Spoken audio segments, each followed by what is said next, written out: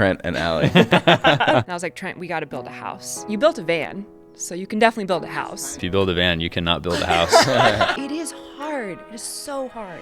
On your relationship, on yourself. You're still mourning the death of your autonomy. Why is everything you're saying giving me goosebumps? The blood tests did not come back good. What we're worried about is something called necrotizing enterocolitis. Don't Google it. It's got a 50% mortality rate. Oh my God. Don't panic, but life flight's on their way. There was so much trauma that we didn't even realize had happened, that we were just living in. We need help. Like, this is too much.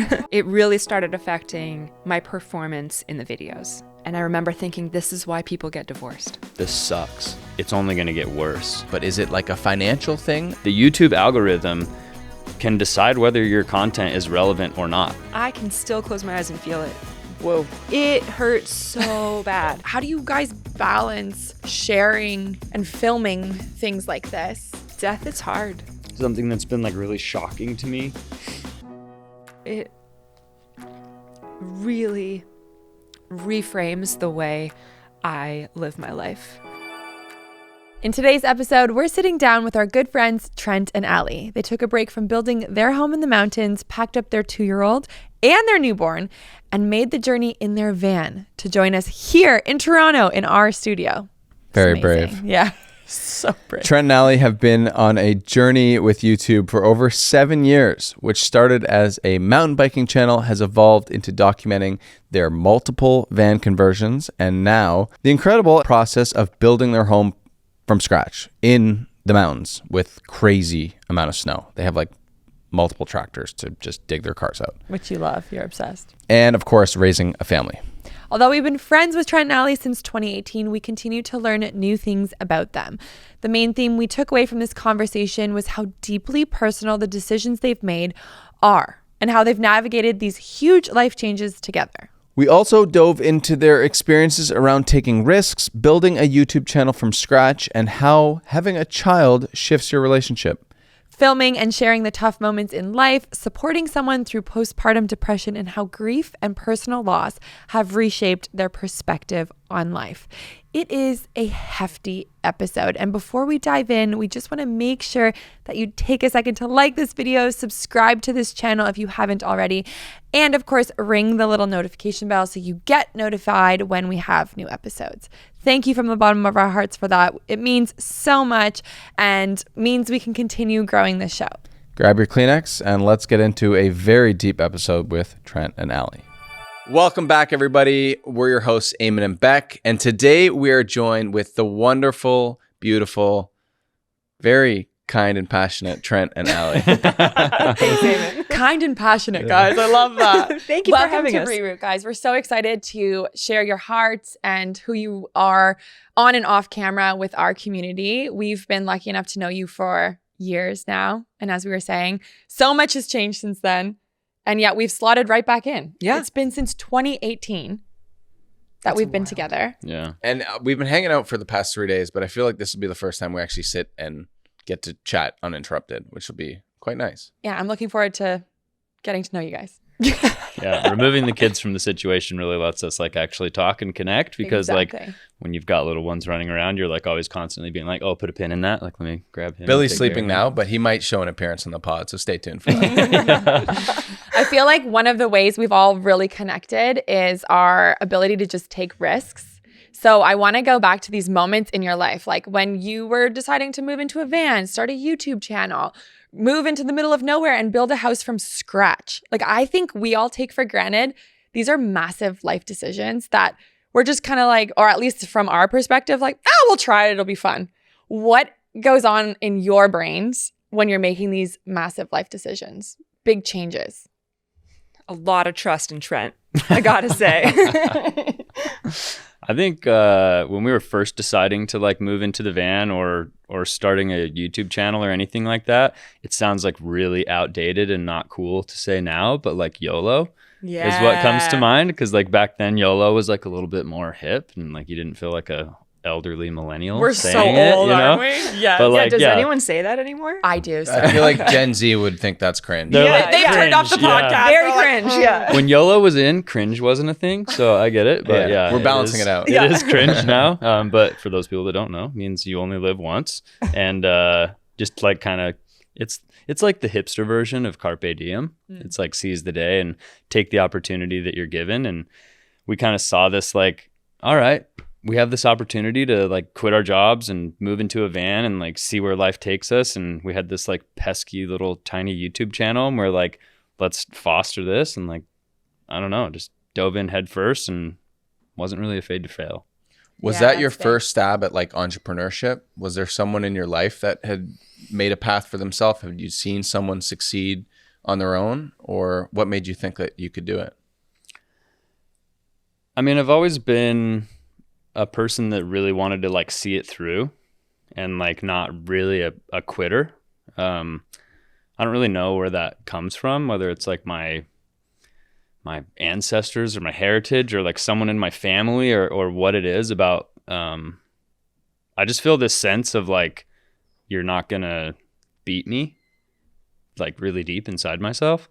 And if I'm like physically or mentally capable, I'm going to give it my all. And especially with like moving into a van or running a business or doing any of those things, like I just push forward full force until there's failure. Or becoming the world champ in jiu-jitsu. Oh. A lot of people probably don't know that. No, nobody knows that. It's so funny because I am so risk averse. I am so play it safe, do the traditional things, go to college, get your degree, get a corporate job, just like do what you see in normal quote unquote society. And so is that what your parents did? Yeah. So that's what normal feels like to a kid, to me, right? Yeah, exactly. In my life. Yeah. And so meeting Trent was just this like huge window into all these other like weird and different opportunities that I never knew existed. And so when he was like, let's start a YouTube channel and like mountain bike, I was like, you're insane. Like you can try it, but you're insane. It's never going to happen. And his whole mantra from the very beginning was, if you treat it like a job, it'll become a job. So if we want to do this full time as a job, we just have to create a schedule and a routine and set goals and work hard at it the way you would at a job. And that's what it will become. And literally everything he has said about it has come true. So then I started to actually believe in him. We like built, Big mistake. Big mistake. I don't know. We did the YouTube channel for a while and it started to grow. And then it was like, all right, let's build another van. Let's travel a little bit more. And every time I started to see these words, I don't know if it's like you telling yourself and then believing in yourself makes it true. But I think now, looking back 7 years later, like it really makes a difference, your mindset about everything. And so when we were looking at what are we going to do with our life now, COVID happened, we have to abandon our van. There's all these like things going on in the world. And I was like, Trent, we got to build a house. He was like, I cannot build a house. And basically I told him, you built a van, so you can definitely build a house. Just a tiny house. Which is not an accurate statement. If you build a van, you cannot build a house. That is not. So before very, we very get different into the things. house, I want to just go back because I think we had a moment like that with our YouTube path where it's like we sat down and we just like, we're going to do this. Yeah. And it was like a very clear moment in both of our minds. There's a literal energy shift that happens when you decide to make this change or evolve in some way or go after something that your body starts like listening to your mind. Like you could say a million times, I'm going to start working out tomorrow. But if you're sitting on the couch and your body's like chill and doing the same thing it does every day, it's like your mind's like, don't worry, she's lying. Like they're never going to actually work out tomorrow. But They're when never you gonna make, be YouTubers. yeah, like when you make that decision and you're like, no, I'm going to be a YouTuber. Like that, I had to have that moment. Whereas Eamon, really similar to you, I'm like risk adverse, grew up with the traditional thing. And I had to learn how to have these moments where I believe in myself enough to take the risk essentially. And it's almost like a skill or a muscle you flex. Yeah. The more you do it, you're like, we can build a house. Yeah. So I love that the roles almost reverse where you're like, we're building a house. Actually, Trent, you're going to build me a house. Yeah, exactly. It's amazing. There you go. You built up her confidence. Yes. It's beautiful. And how did your community respond? Like your family, your inner people when you're like, I'm going to move into a van. I'm going to be a YouTuber. I mean, Not I would good. love to hear what your family thought. If you're risk averse too, because my family thought I was insane, especially when I quit my corporate job. In my mind, I just felt like at this point, okay, Trent's the one. We're gonna have a life together. And that, for some reason, just like made me feel so secure in any decision we made. It was like, it doesn't really matter if it fails because I found the person that I'm going to fail with. Why is everything you're saying giving me goosebumps? Oh, I just relate to so much of it. Keep going. So it didn't matter as much. It was irrelevant if we succeeded or failed because like we had each other's back. You know what I mean? But then when we decided to try to do YouTube full time, I told my parents, oh yeah, we're good. We're making money. Everything's fine. We've got plenty in savings. We're going to try it. And if it doesn't work, it's not a big deal. Complete lie.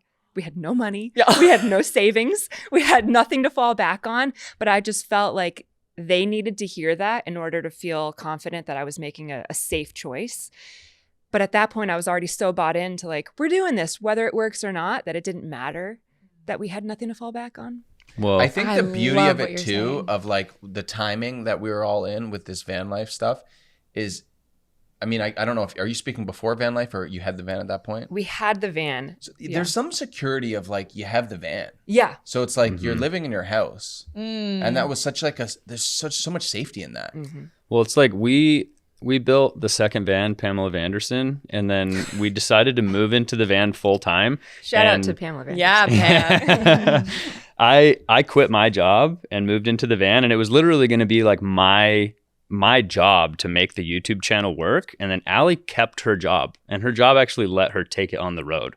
So we had like the security of like her like medical corporate job, like the money that was coming in, and she could do everything remote. So we could like drive around and make mountain biking videos and like have a really fun time. And we still had her paycheck coming in. It wasn't until it got difficult because we wanted to put so much more time into the YouTube channel that her job kind of started getting in the way.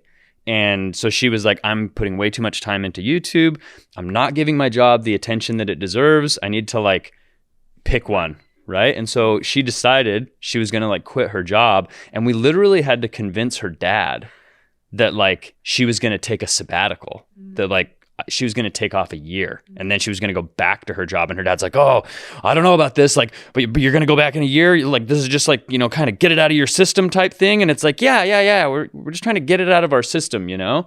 And really it was like Allie breaking out of this shell or this mold that like her parents had helped create for her since she was a little kid, of like, you know, you wake up or you grow up, you go to school, you get your degree, you find a corporate job that you've been like almost groomed for. And then like she was in this position where they were like trying to make her a director. Like she was going to be like super high up.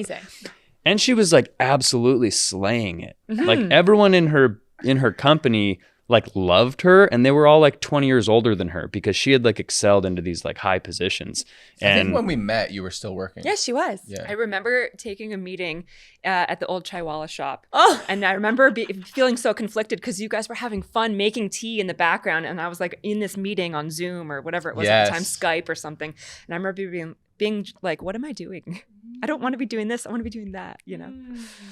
I want to like just go into this idea of almost protecting your own energy and your own dreams by not lying to the people in your life, but it's like this protection thing. It's something I'm doing really actively with my healing journey. It's like, don't come at me with your own fear or your own preconceived things of how it should be. This is like a protected space almost so that I can achieve my goals. And that's exactly what you were doing. You were saying, hey, I see this so clearly.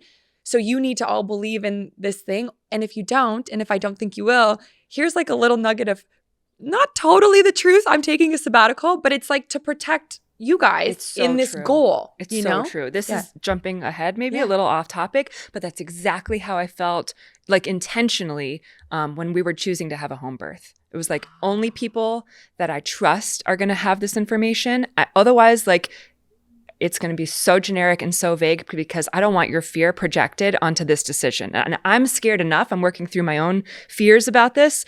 And it was such a small circle of people that knew what our birth plan was. for exactly that reason. Oh, Yeah. I think it's like, it's probably like I think one of the questions in our Real Talk game was, what's your number one piece of advice?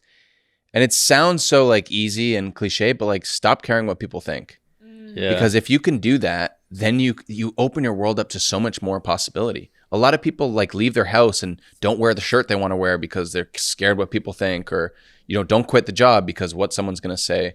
How hard is that? It might be like a bowling shirt so or hard. something. He talks about this like it's the easiest thing ever. know. It is something that I think you innately almost have or have practiced enough or something where you're like, I don't care. And I'm like, Well, it's how? easy for me to say that. Like, of course I still care. I do care what people think. I do care, about first impressions and stuff like that. But it's something I'm constantly working through. I can act all cool and say I don't, but that's not true. Like, of course I do. Yeah. Also, he just never used to read the comments. So he'd be like, I don't care about comments. And then he'd read one and he's like, did you see what Nancy Drew said about me? I'm like, it's just that you haven't been reading them, Yeah. That's so true. We are so excited to be supported by Unbound Merino yet again. Not a coincidence. I always wear their socks. We're honestly obsessed with their products. We just got back from a family trip to Mexico. We try to do an experience-based thing instead of gifting. And with a baby now and these crazy new baggage fees, we genuinely try to go small with our luggage. It's hard, but we're trying to stay minimalist. And the only way you can stay minimalist is by having good quality pieces in your suitcase that are versatile, that Not don't just good stink. quality, magic pieces. Yeah, seriously. So I brought one workout shirt, and of course I brought my Unbound Merino, and I rocked it 4 times and sweat through it, and it's just crazy how it doesn't smell. It really is magic. It's breathable, moisture wicking, temperature regulating, and extra comfortable for all sorts of travel. I think there's a misconception because it's wool that it would be like itchy or scratchy. It's none it's of those soft. things. It's beautiful. It's a travel clothing company made by travelers for travelers, made of merino wool. With Unbound's versatile pieces, you can go from the plain to the outdoor adventure to the swanky dinner without any headaches or overpacking or needing to change outfits every leg of your journey. Head over to their website, unboundmerino.com, where new customers can use our code REROOT for 15% off your first order. REROOT. 15% off. Try it out. I guarantee you'll love it. Especially if you're a traveler. But even if you're a mom or like just a busy Especially person. if you don't like laundry. Yeah. Honestly, Unbound Merino is where it's at. I know it's off topic and I just don't care. I cannot skim over a home birth. We're going to go back. We're going to talk about Leo. We're going to talk about everything, but let's talk about the magic of a home birth. I am so proud of both of you. It is the coolest thing. And my next birth is going to be a home birth. So watch out. Watch this space. And anyone who's got their fear around it can just go away. But I want to talk all about it. What was the decision like? Or should we start with Leo maybe? And I think the decision around wanting a home birth stems from my experience with Leo a lot. So maybe we can just briefly describe the context. It was a really complicated pregnancy with Leo, who's now 2.5, almost 3 years old, which is insane, first of all. He's such a so cool kid. Wow. I love Honestly, Leo. he was having a meltdown this morning. Still a cool kid, though. Such a sweet kid. Wow, the terrible twos. I didn't know it was real. It's so real. Yeah. And It I was don't a want to terrible project 2.5s. that he's terrible. No 2-year-old is terrible, but those meltdowns Yeah. are terrible. Yeah, there's no convince. Like, he's just... It's just illogical, and like coming from a person who like I stem myself in logic, or at least I like believe that I do. I try to be like logical about everything. A 2-year-old literally doesn't even understand what logic means. Like you ask them a question and they give you an answer that doesn't even relate to what you're talking about, and that's why they're throwing a temper tantrum. So like to try and get in their head and understand why they're doing it is so difficult for somebody like me. Allie is so much better at like addressing the emotion and like calming and doing things, and I'm like, you're not making any sense, like it's a difficult thing for me. So, but how are you overcoming that? Because obviously you are. You're up against it every day. No, she is. Okay. Yeah. No. I'm there. I'm like the sidekick, I'm there to help and like do whatever I can, but as far as like solving the problem, which is like what I always try to do, I can't do it. I would disagree because I think Trent has really evolved as a parent. I think he really does come from such a logical background. He wants to rationalize everything, and you can't do that with a 2-year-old. And it's been really cool to see the change in his response because he's just meeting Leo where he's at right now instead of trying to make Leo meet him where Trent is at. And that's a really hard shift to make. But it's been a really cool, just observational journey for me to experience Trent he's a better dad every day. He's just a different and a better dad as time goes on, which is so amazing for me. Thanks. I'm trying. Like I try really hard because if I wasn't trying, I would just be like 1950s dad who just like is angry at the kids and is like, take care of them, wife, you know? But like does that come from your parenting style? Your parents parenting? No, because I didn't really like I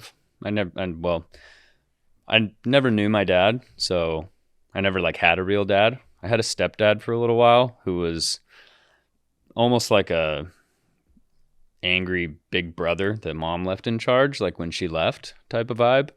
And I didn't really get any good parenting from that, maybe like some verbal abuse and stuff like that. I like really hate to use the word abuse because I know some people suffer like really traumatic abuse when they're growing up. So I like try to not use that word lightly, but a lot of verbal abuse. And so that's probably, and I'm not a therapist, but it's probably like where your knee-jerk reaction comes from, right? Of like, you know, Allie's saying you're working on it, but like when the kid is doing something just so out of, you know, you can't really control it. You're kind of like, what are you doing? Right? Yeah.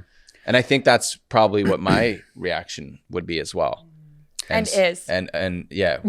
Yeah, Last as much night, as I freaked out at you. Yeah, I don't know how like these two have a newborn and a toddler and are sleeping through the night, and we have one child between us and we're like barely getting by. I don't know. Lots to learn from you guys. I will say the jump from 0 to 1 was really hard for us. Yeah. For me, for sure. And so I completely empathize with where you're at right now because it is hard. It is so hard on your relationship, on yourself. You're still figuring out your whole dynamic. Yes. you're still mourning the death of your autonomy. Yes. That's like the best way that I could think to put it is like when we had Leo and all of a sudden it was like, oh, we can't just like run to the store. You got to like do this whole production. He might be like needing a nap or needing to be fed or doing these other things. And like it like tethers you in a way that actually doesn't exist. So I think people without kids like see it from the outside and they're like, oh, well, you could just run to the store. Well, you could just leave mom behind and jump in the car and go. Like it doesn't actually take anything special, but it's like there's all these invisible strings that like hold you back. And yeah, maybe you could go to the store, but you can't like go to Costa Rica. Yeah. You know what I mean? Like it's you said you can. It just takes another layer of You've gone mountain biking twice since Leo was born. Yeah, exactly. It's hard. How did your relationship dynamic shift when you had a kid? Like what advice do you have for a couple going through that time? Because I think it's often not talked about either, the way it changes our relationship so deeply. What was that journey like for you guys? Allie's looking at me like, I don't know if I want to tell you. Unpack here. I think if you're not careful, you can very, very easily turn into like roommates / coworkers. Mm-hmm. And you like, especially like, I know Eamon's doing this, is like you're calling it a shift. It's like you're doing a shift of like taking care of the kid.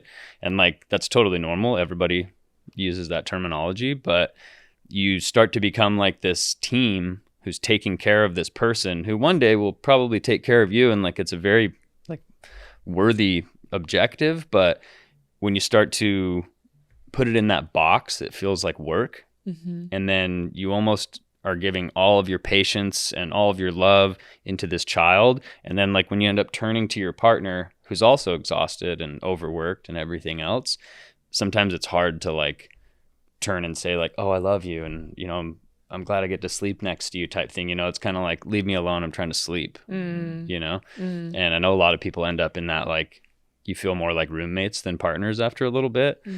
So it's really important to express your love and like take time and, you know, try to get like a babysitter so you can go on a date night. And which is, I think, also kind of like easy to say and hard to put into practice, especially when you're in it and when you're in the thick of it. So what, you saying Trent's full of shit? He's just No, he's it's sounding like a real romance, but he's never done any of those Hey, things. man, do as I say, not as I do.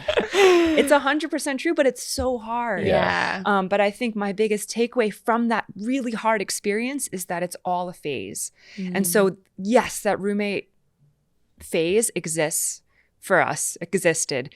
But then it went away and we were back to like, oh, we still love each other. We care about each other. We're doing this because we love each other, not just because we're good roommates. But it was so hard to see that in the moment. And so it took us having gone through that newborn to toddler phase to get back out of that like tiny micro view and be like, oh, we can breathe again. Yeah. Now we're something- back. Something that I think is probably like being glossed over here is that like when a woman's going through postpartum and postpartum depression, it exacerbates that issue like 10x.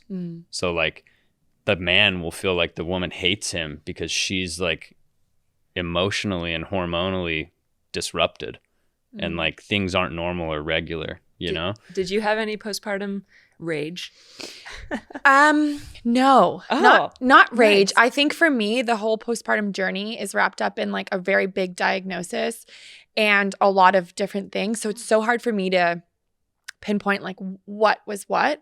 But the gift of it all is I found meditation and a lot of self-love literally after giving birth. And I say it is such a gift because I can see it so clearly, been full of all of the other emotions I think that come with motherhood if I wasn't taking control of my mind every morning.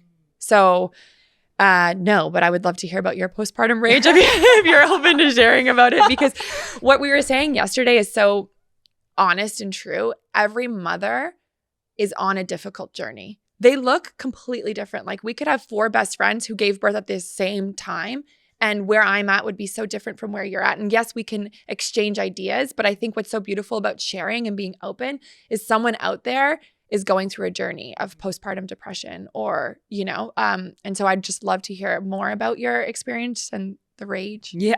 Oh man, I'm not a ragey person. I can't even imagine it. I wouldn't say I'm not a ragey person, Did you? but a little bit of rage is definitely possible. It kind of felt great to get it out though. Yeah, maybe it's like been stored in your body. Maybe for a long time. Yeah, poor Trent took the brunt of it, unfortunately.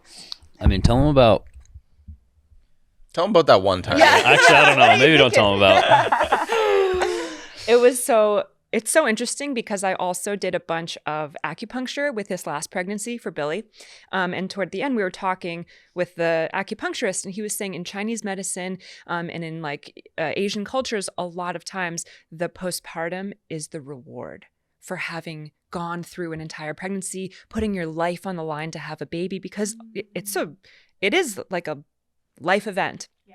And in the States, or maybe Western culture, we don't put really any emphasis on the recovery mentally or physically for postpartum women, and that culture looks at it so differently. And it always makes me think like, why do we not give these women so much love? They need more love and support, because I know in my life, almost every woman that has had a baby has gone through postpartum anxiety or postpartum depression. It's so normal and it's so swept under the rug.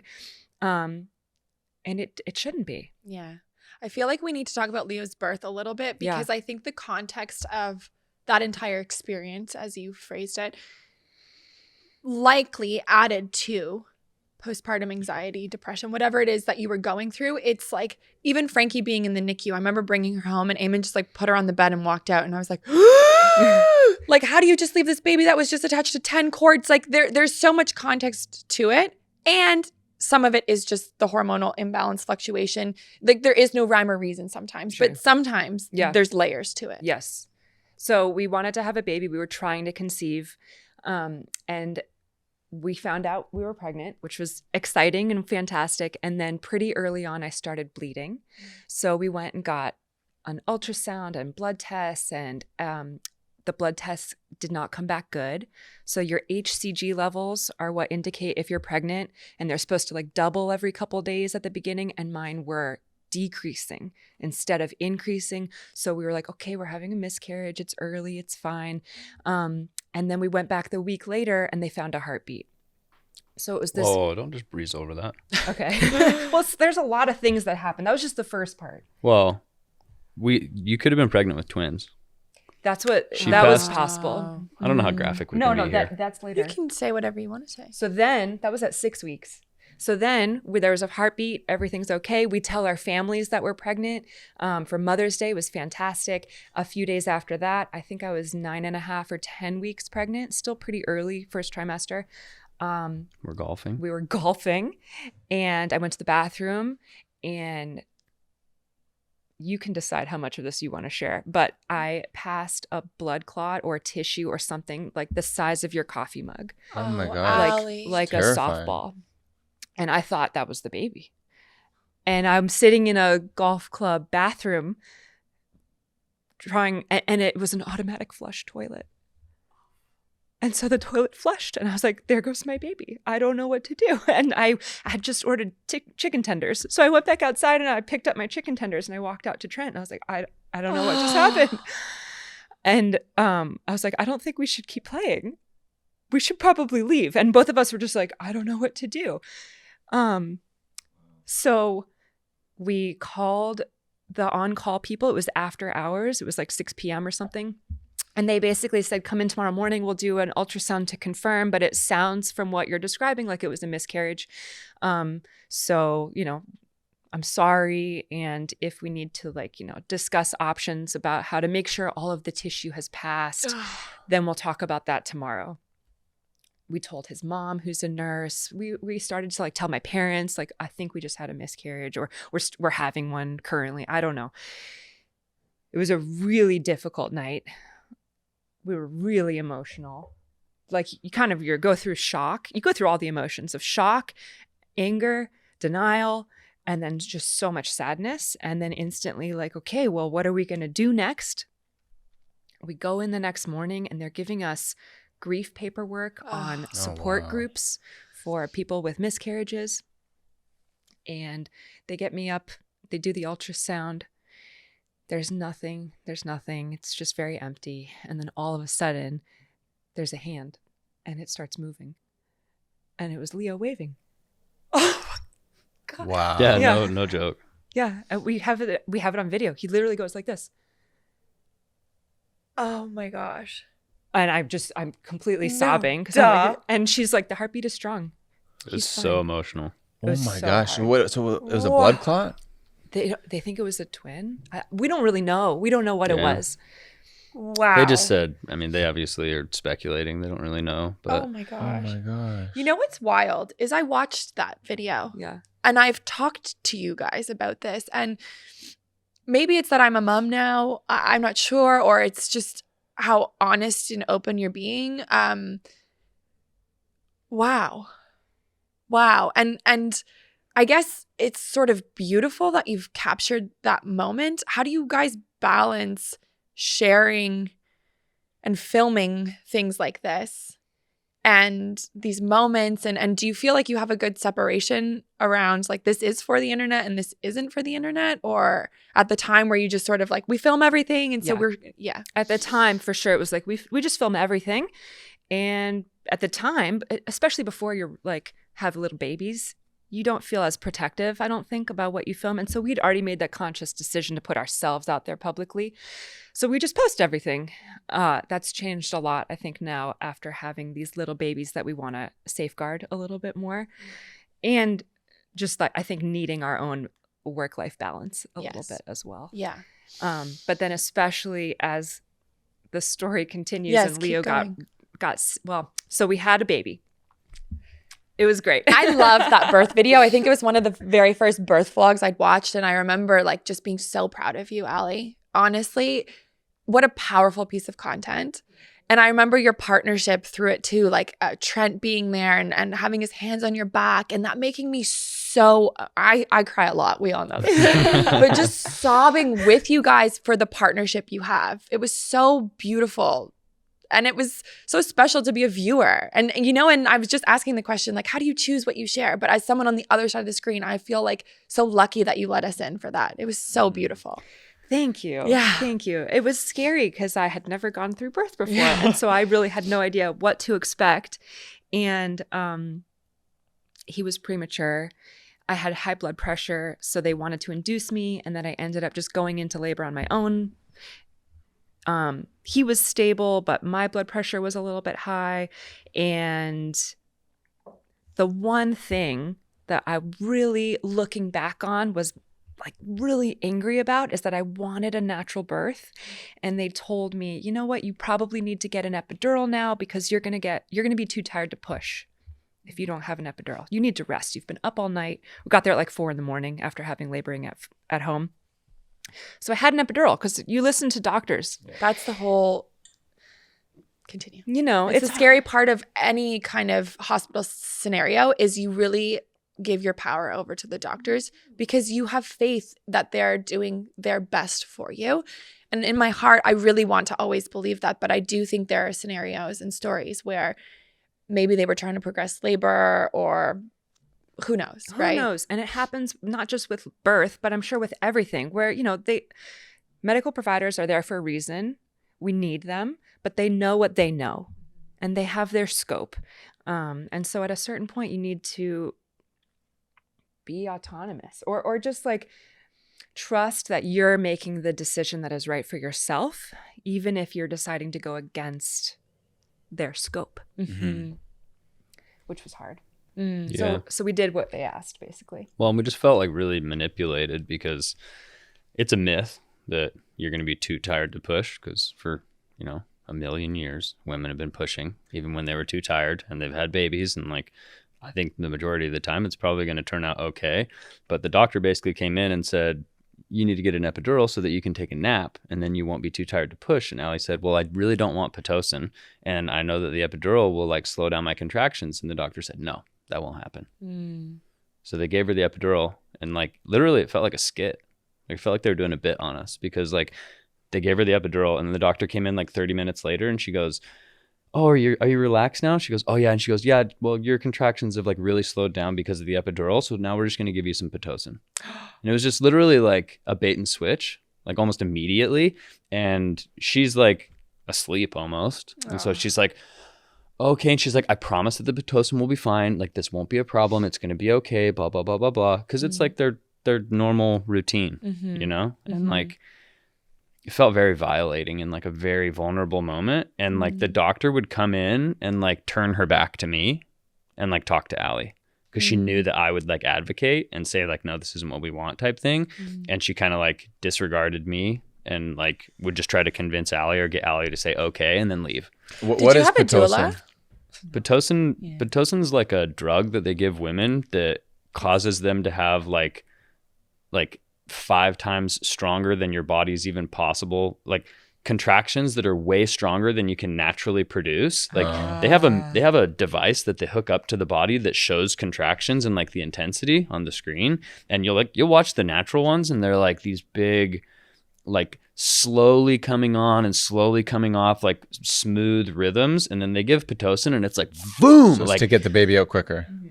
Yeah, but it's almost like your body's like emergency evacuating the baby. And like it puts a lot of stress on the baby. It puts a lot of stress on you. It's synthetic oxytocin, which is the hormone that is used with regular contractions. It's just harsh, a little harsh. Not that there isn't a time for it. Yeah. But if the mom is stable, baby's stable, you don't really need it, then like they could have let me labor on my own. It would have taken longer probably, but. And there'll probably be a lot of medical professionals that are listening to this that are like mad at me right now, but like this was just our experience. Exactly. And it's like it made us feel taken advantage of. And then We love the holidays, but with how busy they are, we are always looking for ways to stress less.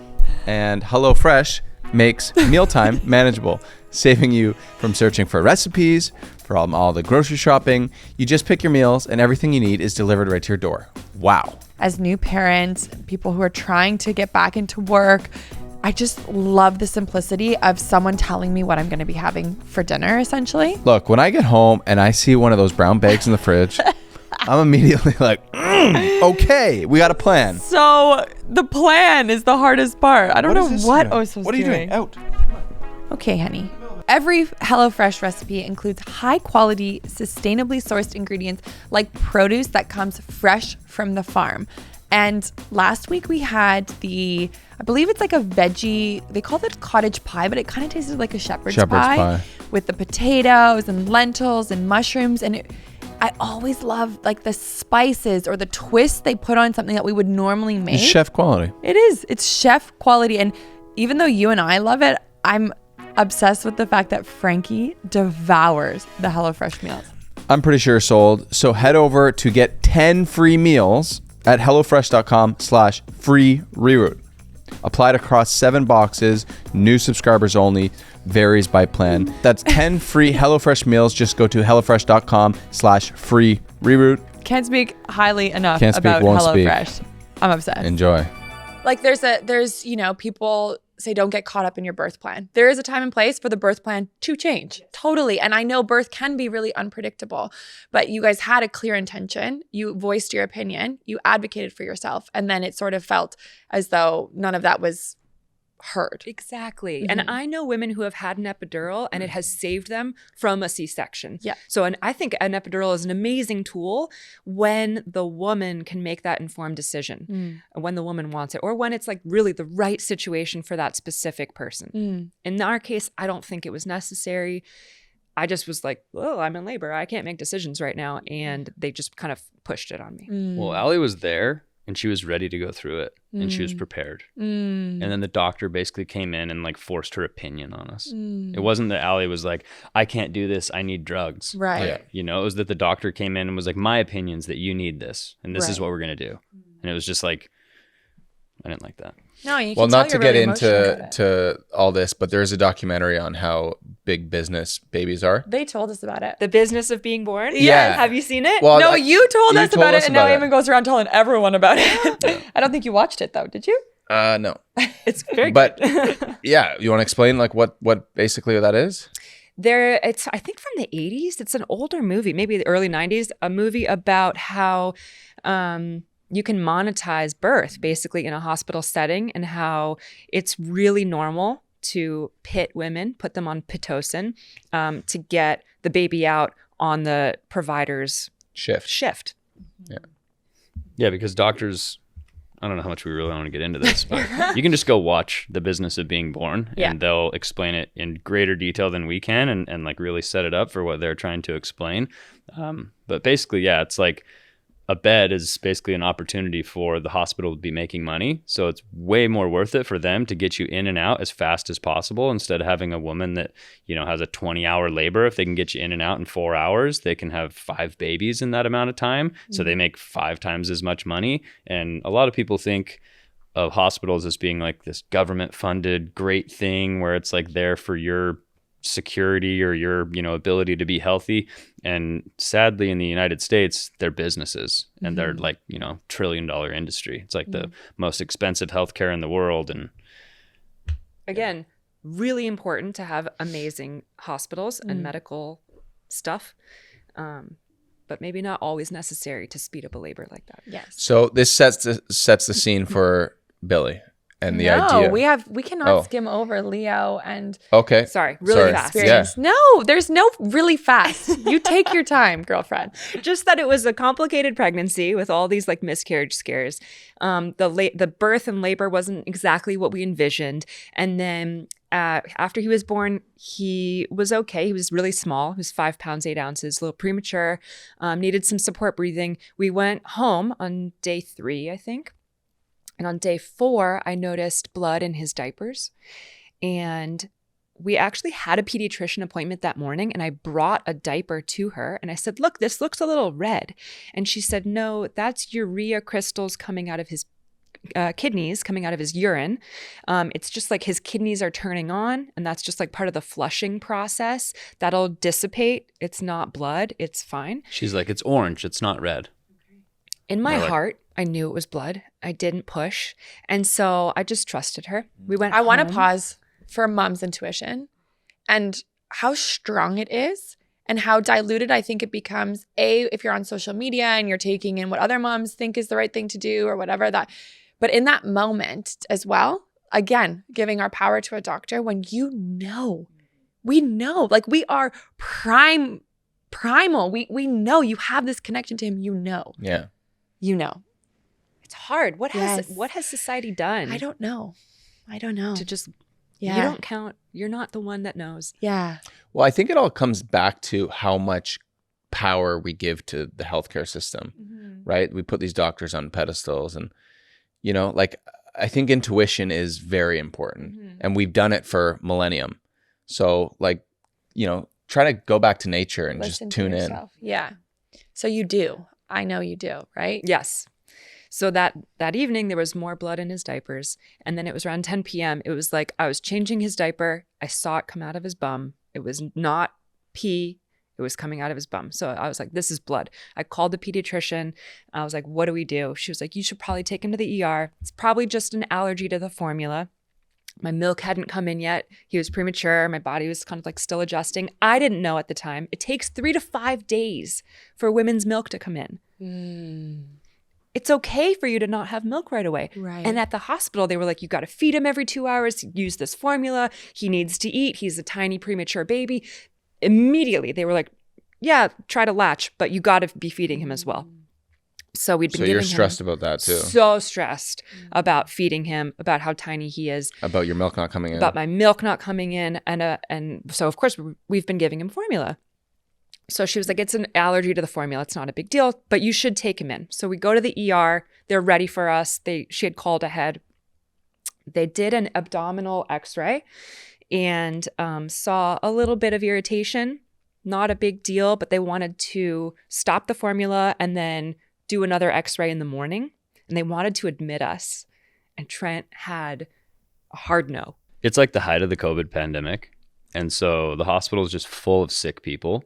And in like the labor and delivery unit, like there's these like doors that are locked. And like literally only the mom and the dad can be in there.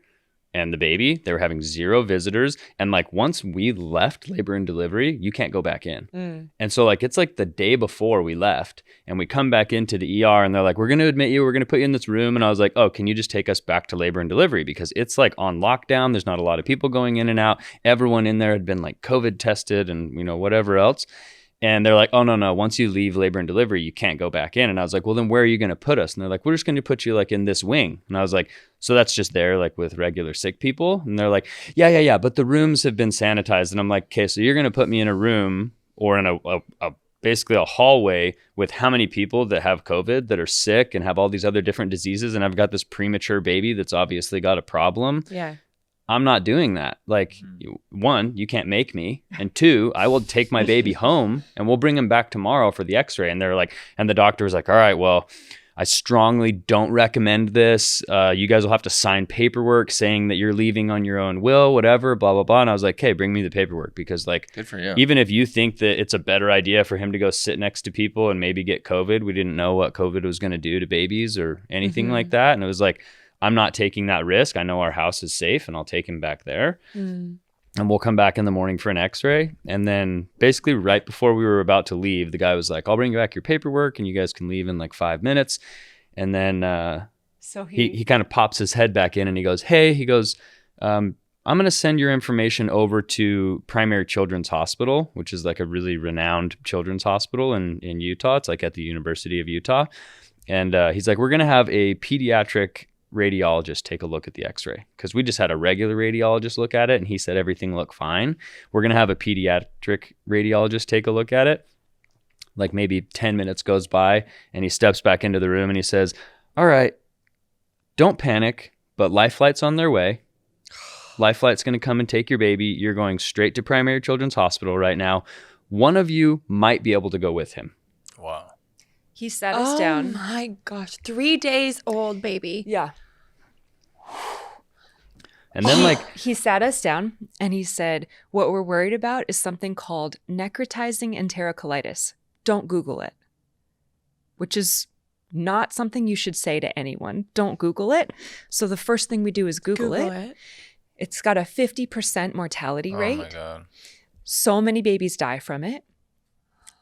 It requires massive reconstructive surgery. It basically is when there's a part of your colon or intestines that starts to disintegrate, becomes necrotic, and dies. And so they need to open up babies and like reconnect their intestine. They need to cut out the necrotic part. And that surgery is risky because it's normally on tiny little babies. Premature babies, formula-fed babies are the most at risk. And it's just never something we had heard of before. And for him to have gone from, come back in the morning and we'll do one more x-ray to life flight is on their way. Holy smokes. They'll be here in 10 minutes. Life flight is the like helicopter medical evacuation in Utah. Just floored us both. Duh. So I think we had a lot of hard experiences just in those like first couple days. Yeah. And they all compound, and you have no sleep, and you're stressed because you're a new parent. There's all these different layers, and obviously he's fine. He made a full recovery. Everything was okay. So what was it? But you had a tough 3 weeks. It was necrotizing enterocolitis. It was. Yeah. But he had to get surgery? No. So they caught it before his intestines ruptured. So if there had been a perforation, they would have had to do surgery.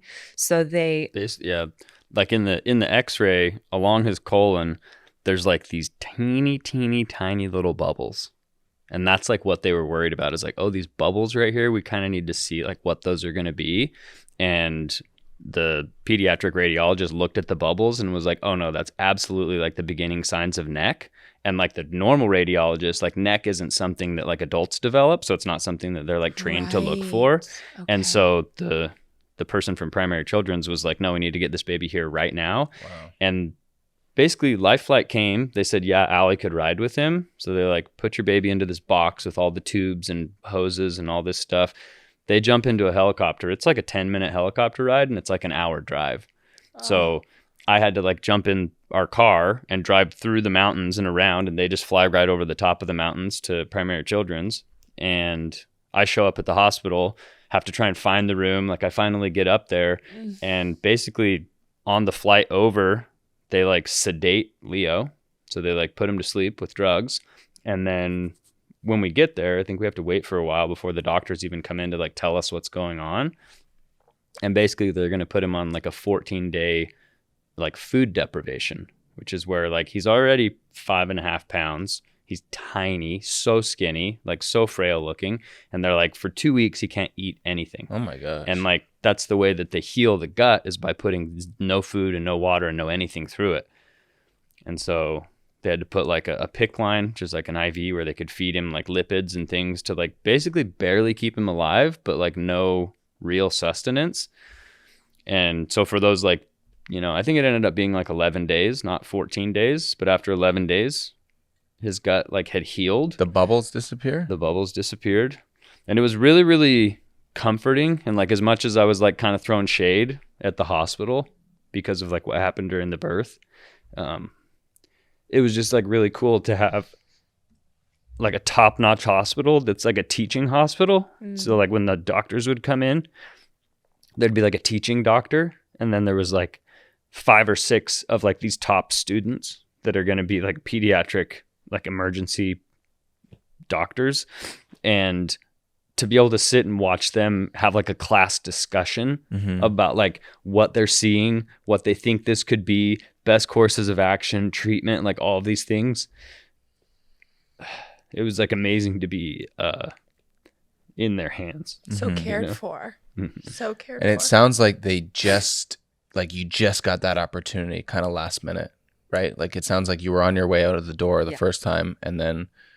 Or even for you to trust yourself when you saw that diaper that night and you said, no, we got it. Like, I'm going to call again. Yeah.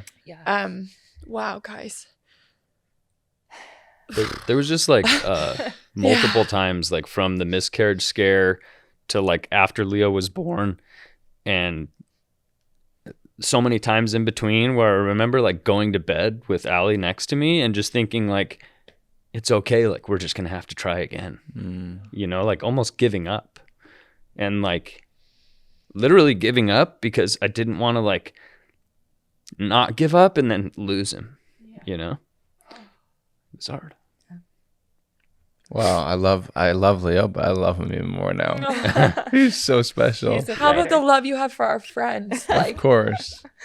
Thank you so much for like your openness and your willingness to share that story, because I just know someone out there is on a journey that's really going to help them heal. And I'd love to know how you're healing from this. And maybe that comes into the next birth, but did you move through any kind of therapy, or was it just like talking openly with each other? Or how do you move through such intense Stress, life experience? It's just, yeah. Man, I wish I knew. Yeah. I think it took me until Billie to really understand that we should have done more. We should have used a therapist. There was so much trauma that we didn't even realize had happened, that we were just living in for such a long time, that I think it took us like a year to come out of it and realize, wow, we need help. Like, this is too much. If you talk about like entering survival, right? You have these moments where you guys need Kleenex? Yeah, I think we need to hug. Can we hug? I've been in an epic routine of hydration these past 2 months, thanks to our podcast sponsor, Element. Thank you. And don't I look glowing because of it? You look amazing. Thank you. We've all heard that we should be drinking a glass of water per day. 8 glasses, not a glass. Does that say 8? Yeah. 8 glasses of water today. But the truth is, hydration isn't about just drinking water. I didn't know that, but now you know it as well. It's about water and electrolytes. It makes sense. You lose both water and sodium when you sweat, and both are needed to be replaced to prevent muscle cramps, headaches, and energy dips. So often you think you're dehydrated, and those symptoms that we call dehydration are this mix of losing electrolytes and water. Drinking beyond thirst is actually a bad idea because it dilutes blood electrolyte levels, which leads to the headaches, low energy, cramps, confusion, or worse. So the solution isn't to stop drinking water, it's just to drink water and electrolytes. I think I talk about it a lot, but I've been really into my gym. It's this hot room, which is a mix of HIIT and Pilates style classes. And the amount of salty sweat that pours off of me is wild. And now that I understand how to rehydrate, I feel like I'm having more success at the gym. I'm feeling better post gym. Plus, it's delicious. Okay. I just love drinking it. I'm obsessed with chili mango, watermelon salt, raspberry salt, orange citrus salt. The orange salt's good. They don't make a bad flavor. Honestly, they're so good. Element was created by former research biochemist Rob Wolf and Keto Gains founder Louise Villaseñor.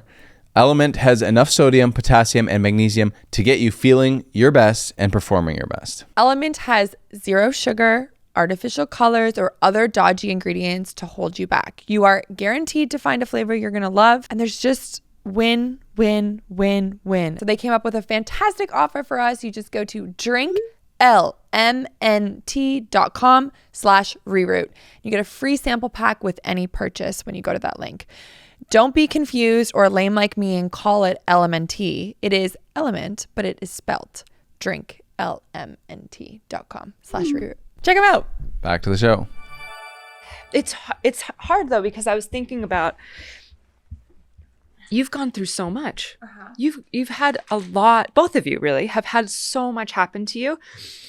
And so it feels like I don't want to invalidate anyone else's trauma. And so you play this game with yourself where like you don't want to compare trauma.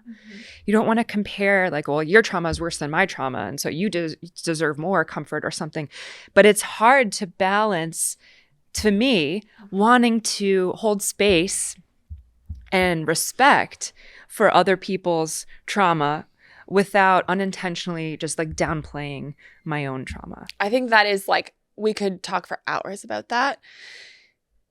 My experience is unique to me, and it doesn't make yours any less or more intense or beautiful or scary or any of these things, because that is your unique experience as a human being moving through this planet. Like, I just think we all need to find space for each other to have their own experiences and not compare or feel like we can't share when, I mean, at least for me, like I never want someone to feel like they can't be having their own very real experience and sharing it with me. But I hear what you're saying. I really hear It's what like you're a saying. weird natural reflex. Yes. I feel like. Yes. Just like, well, it's not. It's like, it's not a big deal. It's fine. Exactly. But what you're going through is so much worse. Yeah, It's like, no, it's not.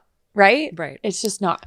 I think like something that most people don't ever think about is that the hardest thing you've ever been through is the hardest thing you've ever been through. Exactly. And you can't really relate that to anybody else's hardest thing they've ever been through, because like very rarely is there ever like a parallel, you know, like even through like your diagnosis, the hardest thing you've ever been through, I'm sure, but it's also the hardest thing you've ever been through. Exactly. Even though your individual experiences are like very different. Exactly.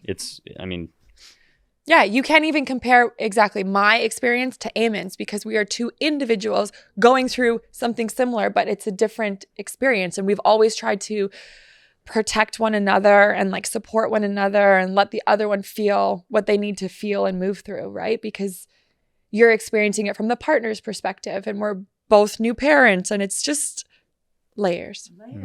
Yeah, layers. Yeah, I think to answer your question though, like how we moved past that or moved through that or processed that, like I don't even remember that it happened. Like telling that story brings it all back, but it almost feels like a movie. Like, I mean, obviously we like made videos about it, like we made a really emotional video about it, but it almost doesn't even feel like it was my life. You know, it feels like this thing that I like remember, and now like when I look at Leo, it's not even a memory. Like I don't even think about it. It's not something that I'm like working through or that I like took time to process and overcome. I think because it was severely traumatic, like my body, like I compartmentalized it and like I stored it away, and like I never think about it. Don't you think there's also something really strange about filming your life? And like, you know, when you get a flat tire, we use this example, but like, you know, to a lot of people, it's like, oh my God, this is so stressful, whatever. But when you're filming it, it's like you almost see a little bit of adventure, right? And even when it must be like a weird concept to be filming your kid's birth, and then all these negative things are happening, but you have something to focus on. You're still making a video. So it's almost like takes you away from like the experience in, I guess, which could be a good thing or a bad thing. It almost helps the compartmentalization. You're like, oh, but I'm still filming. Like you're outside of the experience because you're filming it. You're distracted from it. Yeah. Yes, you can be distracted. Yeah. I would say it probably helps stabilize me because it gives me a job. And that's like, without something to do and an objective and stuff like that, you're kind of just left like to ruminate in it. And you both, and maybe men in general, I don't want to generalize, but are just such problem solvers. It's like, give me the solution to this and I'm going to go do it. So it's, if you don't have your energy directed somewhere, you're like, Yes. whoa, Right. like, you know? Also, I think our videos, I think we kind of have this in common, are meant to provide hope and inspiration. And so when you're making a video, even if something really hard is happening, it gives you a little bit of a reminder for yourself, like, okay, where can I find hope in what's happening right now? Yeah. Even when that's not really the first emotion that comes to mind. Whew. But then redemption of Billie. The redemption of Billie. Sweet, sweet angel Billie, I know. sleeping like a freaking angel. Don't jinx it. Yeah. Wow. So the next time we got pregnant, we were trying to conceive. We had a very healthy, smooth pregnancy. So much anxiety about how healthy it was. Okay. Because I kept waiting for something bad to happen. Right. The whole time I was like, when am I going to start bleeding? When am I going to start miscarrying? When Well, is it makes the decision so much more intense. Like the whole process is now tainted with this fear, right? Yeah.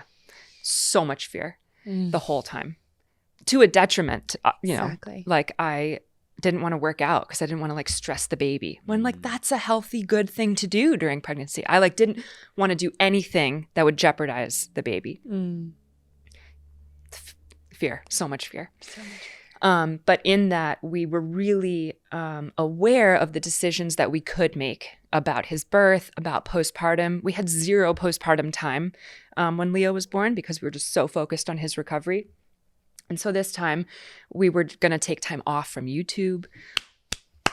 We need to circle back to the fact that you two, like 2 times a week for as long as I've known you, absolute champion / crazy. Like, I don't even know how that's Nutcases. I was gonna say healthy. Workaholics. It's not healthy, guys. I don't know. We can circle back. Yeah, it's a huge commitment. And we're dedicated to it because we love it. Yeah. But we also recognize like, okay, breaks are really important and healthy. We're going to take time off after this baby is born. We took a hypnobirthing class. Still put out 2 videos a week during our break. Yeah, I'm like, Yeah. where's We just this didn't break? film. We just didn't film. That's true. So we like half worked. And we learned about the 5-5-5 rule. So after you give birth, you spend 5 days in the bed, 5 days on the bed, 5 days around the bed. It's really just like you do nothing. You rest, you breathe, you bond with each other, with the baby, and that's it. Which is like impossible for both of us. We cannot sit still like that. Sounds Could simple, be. but It could Wait, be are why we Billie's an glossing over angel. the birth? No, sorry. This is just like things we were Okay. deciding. Yeah, Billie leading was up to born. the birth. And Yeah. that was it. So, and leading up to all of that postpartum, obviously, is the birth itself. yes. And I also want to just go back to like postpartum depression before we get there, or let's come back to it, because you talk about a year, and as you were in that year, were you recognizing you had postpartum depression? No, it's sneaky. Yes. It's so sneaky. I don't even think Trent recognized it. They give you a depression screen at every pediatric appointment. I don't know if you've experienced that. I in think I Canada? had one. Oh, That was really? it. Considering all I've been through, like, where am I screening? Wow, people? yeah. I walk in like this. Hey, everyone! Yeah. Off my meditation. Like, they're like, They're this like, girl's I don't think she crazy. needs to be screened anymore. She might need to be screened for something else. Yeah, exactly. She's taking LSD. That's so funny. Yeah, they should. Yeah. It's because everybody's I know, at and risk for it. Who knows if I'm performing when I'm there? They Yeah. should. Yeah. They really should. Yeah. Yeah, depressed So- people are way better at performing. I You're think. right. Yeah. Actually. Yeah. So my depression screening, I think, dipped around like 3 or 4 months. And I remember the pediatrician calling me and saying, hey, how are you feeling? I noticed your scores are low this month. And I remember just being like, oh, I'm fine. Everything's fine. And I still like didn't even register what I was saying until I came out of it. It took me, I think, 9 or 10 months to realize what I had been going through. And I couldn't realize it until I came out of it, because it really was so inundating and so hard to separate myself from it and see how hard it was to get out of bed. I lost all my pregnancy weight like immediately because I wasn't eating. It was so unhealthy. I was not sleeping because I wanted to make sure he was alive. I was checking on him constantly throughout the night. I was just really worried about this little baby and wanting to keep him alive and do everything I could for him, even if it meant sacrificing my own health. And so I just became obsessed and paranoid with schedules, with routines, with feedings, with cleaning bottles the proper way, just like little things that in the grand scheme of everything, it's not that important. Like let go a little bit. I never got to clean in a single bottle Yeah. because Allie was afraid I would do it wrong. Yeah. I just have to say, I that think is that's a very normal. common thread I have noticed with my friends and children. Yeah. And yeah. Everyone experiences that, especially I think for your first baby. You're like, I don't know how to do this, so I better make sure I'm doing it perfectly, because otherwise, what, the baby's gonna die? Like, that's a pretty drastic conclusion to come to. But it's the Isn't it truth of crazy to what's think going on in about your what we brain. do for the babies and then just trying to picture, having a baby 200 years ago? Like When you cleaning have a bottle with hot water? Like, Eamon was all over me, actually. In this scenario, he didn't like when I cleaned the bottles. Okay. He was like like I'd be cleaning them and I'd literally see him like Wow. coming around the corner. I'm like, I love our baby more than anything. I'm gonna clean this bottle. Yeah. But I Baby, the nipple's looking a little cloudy. Yeah. literally to the Wow. mother. Like, Wow. freaking heck. Anyways, not to make this about us. But No, yes, it's true. It's just common. this like, yes. Mm-hmm. And it really started affecting my performance in the videos. And so we would film, and I wasn't, I would say, as excited to film, but I still wanted to make videos. Or at least I never questioned whether I wanted to make videos. Maybe that's the bigger statement. Mm-hmm. And then at the end of the day, we turned the camera off, and I would just like, it was like all my energy had gone toward the video, and I couldn't do anything. I just had to like lay down. I didn't want to talk to anybody. I didn't want to see anybody. I didn't want to talk to Trent. And that's just not who I am.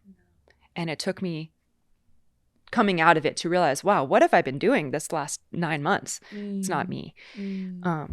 Which I don't really know what the correlation is, but I think it was like right around the time that you Stopped pumping. And we don't know why, but. So Leo was on food deprivation for about 2 weeks in the hospital. So after that, he had no latch. We tried really hard to breastfeed. It wasn't working, and it was causing me a lot of anxiety because he was so small. So I pumped exclusively for a year, 5 times a day. About 45 minutes it would take to like get set up, pump, and then clean. So 45-minute chunks 5 times a day for an entire year. It's a part-time job. More than it's all encompassing, because even when you're not pumping those 45 minutes, you're thinking about when you're next going to pump. Yes. And your supply and what you're eating and how much he's gaining. It's a lot. It's a full-time job to be a mom. I mean, I don't even know how single moms do this. Like, I have so much respect for a parent that can raise a child on their own now, because I fell back on Trent so hard. Now, I don't know how I could do that by myself. But you also didn't have a maternity leave. You know, this you not questioning whether you wanted to film is such an interesting thing that I want to pick apart a little more, because I think I relate to you in this perfectionism and like, give me the task that I can complete to achieve the thing that, you know, pays me, or, you know, whatever. You had this clear goal. He said he was going to make this the job, and this is how you do the job, and you had this success with it. So all of a sudden, to question it would be laying down the thing that's gotten you everything beautiful in your life, essentially, right? And so what a scary thing for people like us to be like, oh, I'm not going to film. So to not even question it at that time, what do you think it was for you? It was like, this is the thing we do. Yeah. Yeah. And that was my structure. I didn't know that I needed a break. You know, I had been doing this for however many years, and I just thought, this is my life. This is my schedule and my routine. I just never questioned it. And I never even thought I needed a maternity leave. It wasn't until perfectionists think we can do everything. Yeah. And there are still things that I'm trying to let go of and like delegate, because I'm really bad at delegating. But I knew that it was unhealthy. So I couldn't pinpoint how to change it. I just knew that something needed to change if I was ever going to do that again. And I remember thinking, this is so hard. I can't do this. If we're going to be like this forever, if this is our new normal, I can't do this. I'm taking out all of my rage on Trent and resentment that he didn't have to be the one pumping or feeding or, you know, nursing a baby. And he just gets to like live his life uninterrupted. It wasn't uninterrupted because he was still very much a part of it. But like in my eyes, I was like, nothing is affecting him. And I'm destroyed. And I remember thinking, this is why people get divorced. I can see why new parents get divorced, because this is so hard. And if you don't know that there's another side of it, that you're not going to be here forever, and you just think, this is my new normal forever, I don't want to do this anymore. I quit. I quit the relationship. I quit. Which I think is probably like the stage in the child's life that like you guys are in right now. And like, you probably don't feel that way, but like, I remember this too, of being like, oh, this sucks. And like, it's only going to get worse. Or like, because you kind of like change into this like couple that has a baby stage of life. And then you think like, I'm going to have a child for the rest of my life, or I'm going to have this child for 18 years. Or my days are going to look like this for the rest of my life. Right. And like, and you don't understand that like in a year, it almost like fizzles back out. And like, or, you know, in 2 years it fizzles back out. And then like, you've got a hold on things and everybody feels alive and it's great. And then you have another baby? You're like, yeah, now exactly. You're like, we got this under control. Let's mix it up. You know, like let's throw another baby in the mix. Like that's literally like this natural progression, I think, for families. But when you're in that beginning stage, you don't know. I want to circle back to your pace, because I think this is what's really interesting about being a YouTuber and having success, and just the commitment you guys have had to like 2 videos a week. And I don't even know like if you can be like honest about what you think it is, but is it like a financial thing of like we have this commitments, we have this opportunity, we can make this money? Or is it more of like we'll be forgotten if we don't keep up with this Like what keeps pacing? you at a pace that is Because not attainable for anyone else. When you're on this hamster wheel, it is this feeling like we built a brand around See You Sunday. We post every single Sunday. Yeah. And it took cancer for us to get off that wheel. Mm-hmm. I can nail this crisis. down and like describe it really accurately. There's probably 100 different phrases. You got to make hay while the sun shines. You got to strike while the iron's hot, like stuff like that.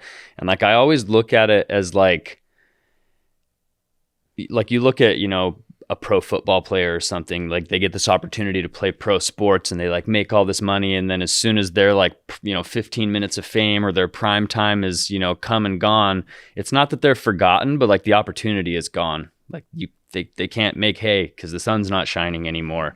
And like, I think we've been given this opportunity and like, you know, we have this YouTube channel and we're afraid that if we like take it for granted and say like, oh, you know what, we'll take a month off. It's not necessarily that we'll be forgotten or that like our core audience or our base will not come back and watch our videos afterwards. It's that there's this like intricate, creepy monster that lives in YouTube called the algorithm, you know? And like, obviously there's algorithms outside of YouTube, but like the YouTube algorithm can decide whether your content is relevant or not. And even if there's people that will click on it, if the algorithm doesn't serve it to those people for them to watch it, your videos won't get picked up. So there is this like inherent fear that if we stop posting or we stop like, you know, driving forward at the same rate that we're at right now, that, you know, not just our base, but like new viewers won't ever find our content. And we don't want to take that opportunity for granted. You know, we don't want to fair. I think you're right and I think you're wrong. I agree because I think this is like a very, I understand the belief, but I think you've both very much created a belief around it. And there's an alternative belief that's like, hey, if we look after ourselves and give ourselves space for one less video or the opportunity could be even greater. Right? Like what if there's more Like- mystery behind Trent and Allie? Oh shit, what are they up to? Or everything is Right? What if you went down to possible. one video a week and your views doubled? Yeah. How amazing would that be? It's possible. That would be great. Anything is possible. There's been times where we've only posted once a week and that doesn't happen. So There you go. know Your what I mean? belief keeps getting Yeah, reinforced. you're which is manifesting why that, brother. Yeah, you're right. You're putting out the energy of fear around it, right? So you're holding really tight. And I speak from experience because especially after Lee passed, I held on so tight to YouTube to the point where a therapist was like, this is totally normal. You're in survival and what you're doing is holding on to the things you do not want to lose. So keep going, essentially. And now I look at it like, I wish she had said, survival is not a normal state of being. We do not have to live in fear. We can be happy and joyful and have space for everything in our life. Everything is possible. Like Everything what is if you possible. met the vlog with a whole new energy? Right? And you made an even better video because you had more energy and you cared more and you really want it. Like, I don't know. I'm just saying like there's a world out there where that exists. Yeah. yeah. And That's interesting. there's a little bit of comfort in not changing. Of course. course. Because we've Change like is A ton so of comfort. scary. yeah, we've found this groove in like what works and like, yeah, changing it up could be great, could bankrupt us. Yeah. You know, And honestly, we're not trying to give advice. We're simply saying like what we've we've learned seen the is light and it's nice. Yeah. We never post anymore. Yeah. So it's great. Don't learn from us. And I remember like when you guys stopped posting, like I mourned the loss of the vlog. Aw. You know what I mean? And it was like, That means I'd so have to- much to me.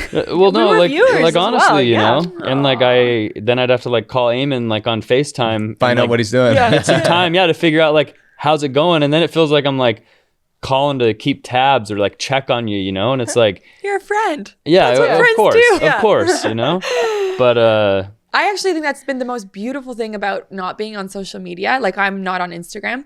So when I see my friends, I'm like, what is new with you? Yeah. And they're like, you know, have to ask me questions. And I think it's not just for YouTubers. I think it's for everyone. We share so much online and then you forget how to connect in person. Yeah. So the fact that you call us on FaceTime is beautiful. yeah, I'm never going to vlog again. So Trent's always picking up the phone to call. Before we go to Billie, I just want to ask you if you think there was anything someone could have come to you with, or as someone like close to you who could have said, hey, Allie, I kind of noticed you're in this suppressive state, or do you think someone could have come to you? And yes. And how would you approach it if you saw a friend going through something similar? What would you say to them? How would you sit them down? Or, you know, I think a lot of new moms don't want to accept help because they want to feel like they got it. They can do it all. They don't have to like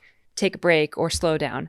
And whether that's true or not, because I think some moms totally can, you can always offer support.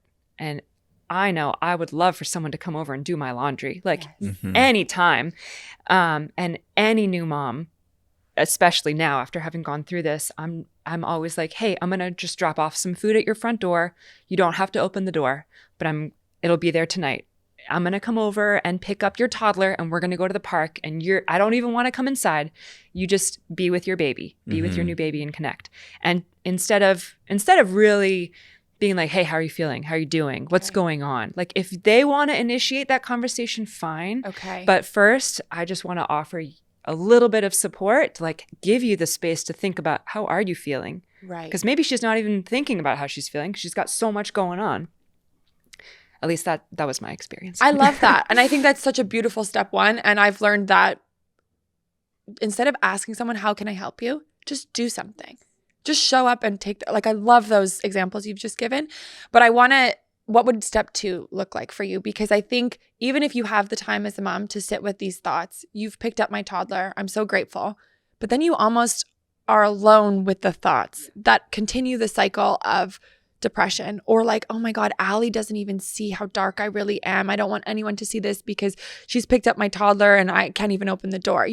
It's this negative self-talk that I think is so common and normalized for women that we just think like, oh, internalize this because nobody else is going through it, or wouldn't understand me. Or I'm just wondering if there's a way we can approach step 2 as well.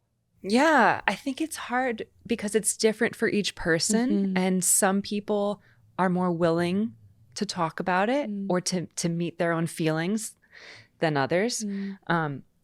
Purely because I've gone through it before, I'm maybe just a little bit more pushy now and more willing to make that social faux pas of, hey, you don't seem like yourself. What's going on? Whereas maybe in normal life or before having had Leo, I would notice it but not say anything because I don't want to make her feel uncomfortable or like she's not performing well or something. Where actually like she needs maybe even to know that somebody else can see it, because she might not be able to see it. Or just have the question asked. Yeah. It's something I really learned through supporting someone through depression, not postpartum, but just a mental health thing is like, you don't want to ask the question, or you don't want to, we always say we kind of regret not talking to people in the inner circle amongst ourselves because you're like, you want to respect the person who's going through it and you don't want to like, not cause drama, but it's like this faux pas. Like socially, we don't do these things, right? And it's like, oh no, like, again, bringing it back to our intuition as human beings, like you're sitting with someone and you're like, you just know. Yeah. There's that thing in your gut, and maybe just softly say, hey, you doing okay? Or is there a way I can support you? Or It really makes a difference. It does. When someone asks you, I think we all can hit that moment where we're like, oh my gosh, they see me, and then you're willing to open up. Yeah. So. Yeah.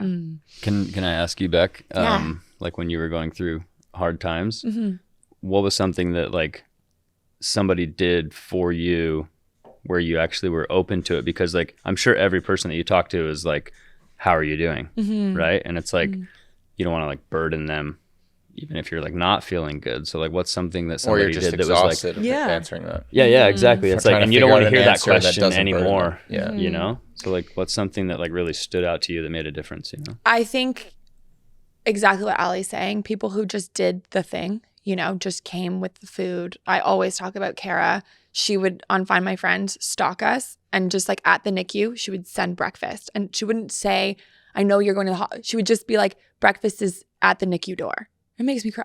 She'd send like a feast, and it's like, she didn't ask me how I can support you, or And it's just knowing that I have these people in my life. And Kara is one example. We were just so blessed with people. And like you guys sent yellow flowers. Like these are the things that you'll just never, ever forget. And that for me opens the door for me feeling comfortable with the person, essentially. Because it's like, I know you're thinking of me and you're supporting me and you're there with us. You're in it with us. And then I just made the conscious decision, like if someone was in our inner circle, I just kind of like met them with how I want them to show up for me, because I became really protective of the energy I brought into our life. So I would say to people, hey, I know you're worried about me. Like I was probably the opposite of most. I'm like, I know you're worrying about me. Every time you have a worried thought, replace it with me doing cartwheels in 20 years with Frankie on the lawn, because that is happening. And if you're going to be in my life, you need to meet me with that energy. And I don't think that a lot of people have the capacity to do that. So I don't think it's maybe the best advice, but that's what, as someone on the receiving end of needing help, I just told people basically how you help is you bring the right energy to me every day. Your fear is your fear. It's not for me to also carry. And I'm working through my own fears. And yeah, did that answer your question? Yeah. I think that's a really valid response. Yeah. That's how I think a lot of people would feel. Mm-hmm. I love that. Okay. I would love to bring this full circle with the redemption story of Billie finally, because I always envisioned a home birth for me, if I'm being honest. Like we have this beautiful cabin, I'm like, I'd watch Jinty Fell deliver 4 babies. I'm like, that looks fun. She's looking like this is epic, honestly. And what a beautiful way to bring someone into the world. I think I had a lot of guilt, to be honest, of how Frankie came into the world. And I just, it's such a sacred moment. And for her to be yanked out, anyways, it's my own issues. Let's talk about. Well, first of all, my mom, I remember so vividly telling me when I was pregnant with Leo, because I was scared a little bit about birth and how it was going to go. Would I need a C-section? I wanted to do natural, blah, blah, blah. And she kept telling me over and over, if he comes out of you, you birthed him. It doesn't matter if it was a C-section, if it was a home birth, if you had drugs, if there was an epidural, you birthed that baby. So Bec, I know you have guilt. I think every mom has guilt, but you birthed Frankie so well. And you are the best mom for Frankie. I hope you know that. You did good. I did great. You did so great. Whoa. Didn't know I needed to hear that. Thank you for that gift. Yes. It's so true. I think, honestly, that's what it is. At the base of it all, it's like I feel like I didn't birth my child, but I did. Especially because I went under for it. Yeah. You did. Thank and you. She's here and she's amazing. She is amazing. Yeah. Reroot, man. We need to get some Kleenex. Seriously, of all the things we can offer. I would honestly, I think yes, thank you. It's just slightly used. Something I really want to sensitively navigate is that I celebrate the women in my life. I am so proud of all of us for your birth story, for your breastfeeding journey, for your not breastfeeding journey. Just because it's been hard for me has never once tainted how I feel about the women in my life having what I wanted. Do you know what I mean? Yeah, yeah. So I really want to celebrate your home birth. Thank you. Let me just say, home birth is amazing and the hardest thing that I will ever do. I don't understand how we are alive as a species. I literally do not understand that or maybe I'm just it's hard for me to give birth. Maybe some women like Jinty Fell just breathe them out and it's gorgeous and so smooth. The miracle of life is called that because it's unbelievable and it feels impossible in the moment. It doesn't really make sense when you think about having sex and you put your little wiener in there. Yeah. And then all of a sudden they expect a kid to come through there. Right? It's the same hole? Yeah. Yeah. Okay. He's asking. Just checking. Same hole. Yeah, that's mind blowing. Yeah. Yeah, I think when you're having sex, you're not thinking about having the baby, and that's how the species is here, right? As it's like the consequence that comes later. But once you're pregnant, it's like there's really only one way out of this. Yeah. So. We had Before modern wanted, science. we wanted a home birth with Leo, but obviously it was very complicated. That I was pretty much hard no after a while. I need the safety and security of a hospital setting, and he was premature, so it really wouldn't have worked to do it at home anyway. But going into it a second time with just a little bit more confidence and knowledge, so much more research about the process that I just thought I didn't need to know the first time. I felt so strongly that we wanted a home birth. His sister has had home births. Utah is a very home birth friendly state. A lot of people in like the Utah friend groups we have and like Utah Instagram people that we follow have had home births. So it was very like normalized in that culture. I don't know if that it's like that in other parts of. I think here it's almost like you find the right midwife and they'll give you confidence, but it's not. We have a friend that had a home birth and she didn't even tell her mom because she knows that. Wow. Yeah. I think they ended up, she ended up in the hospital. Yeah. But kind of like the thing you're saying is like protect your energy around it. She didn't want anyone to so really much know. fear. She would have convinced her, no, you're Yeah. gonna. Yeah. It's a hard thing because like when you tell somebody that you're going to have a home birth, it's like telling them that like your husband's going to do open brain surgery on you. Right. You know, and they're Well, like, that's how they feel. why? Yeah. Why would you do that? You're insane. You know, and it's like because they have so much fear like involved with it. Yeah, everyone afterwards would come up to me and be like, "Oh, you did it? Was everything okay?" It's like, yeah, if it's an uncomplicated pregnancy and everything's healthy, it's actually like not that risky. It's pretty safe. Like it was smooth and fine because that's how women are built to birth. Yeah, birth is natural. Like people like to treat birth as if it's a sickness and that you need a hospital to get that sickness out of you. But in reality, like a natural home birth is literally just like a home birth because birth is natural. And most complications come from intervention or rushing things. Not all. Most. Yeah. I mean, hospitals are there for a reason. It's amazing that we have the technology for C-sections, epidurals, all these things. But I knew I wanted to try the home birth if everything lined up. So we had a healthy pregnancy. We found a midwife. We found an unbelievable doula who is the reason we had a successful home birth. Doulas are amazing.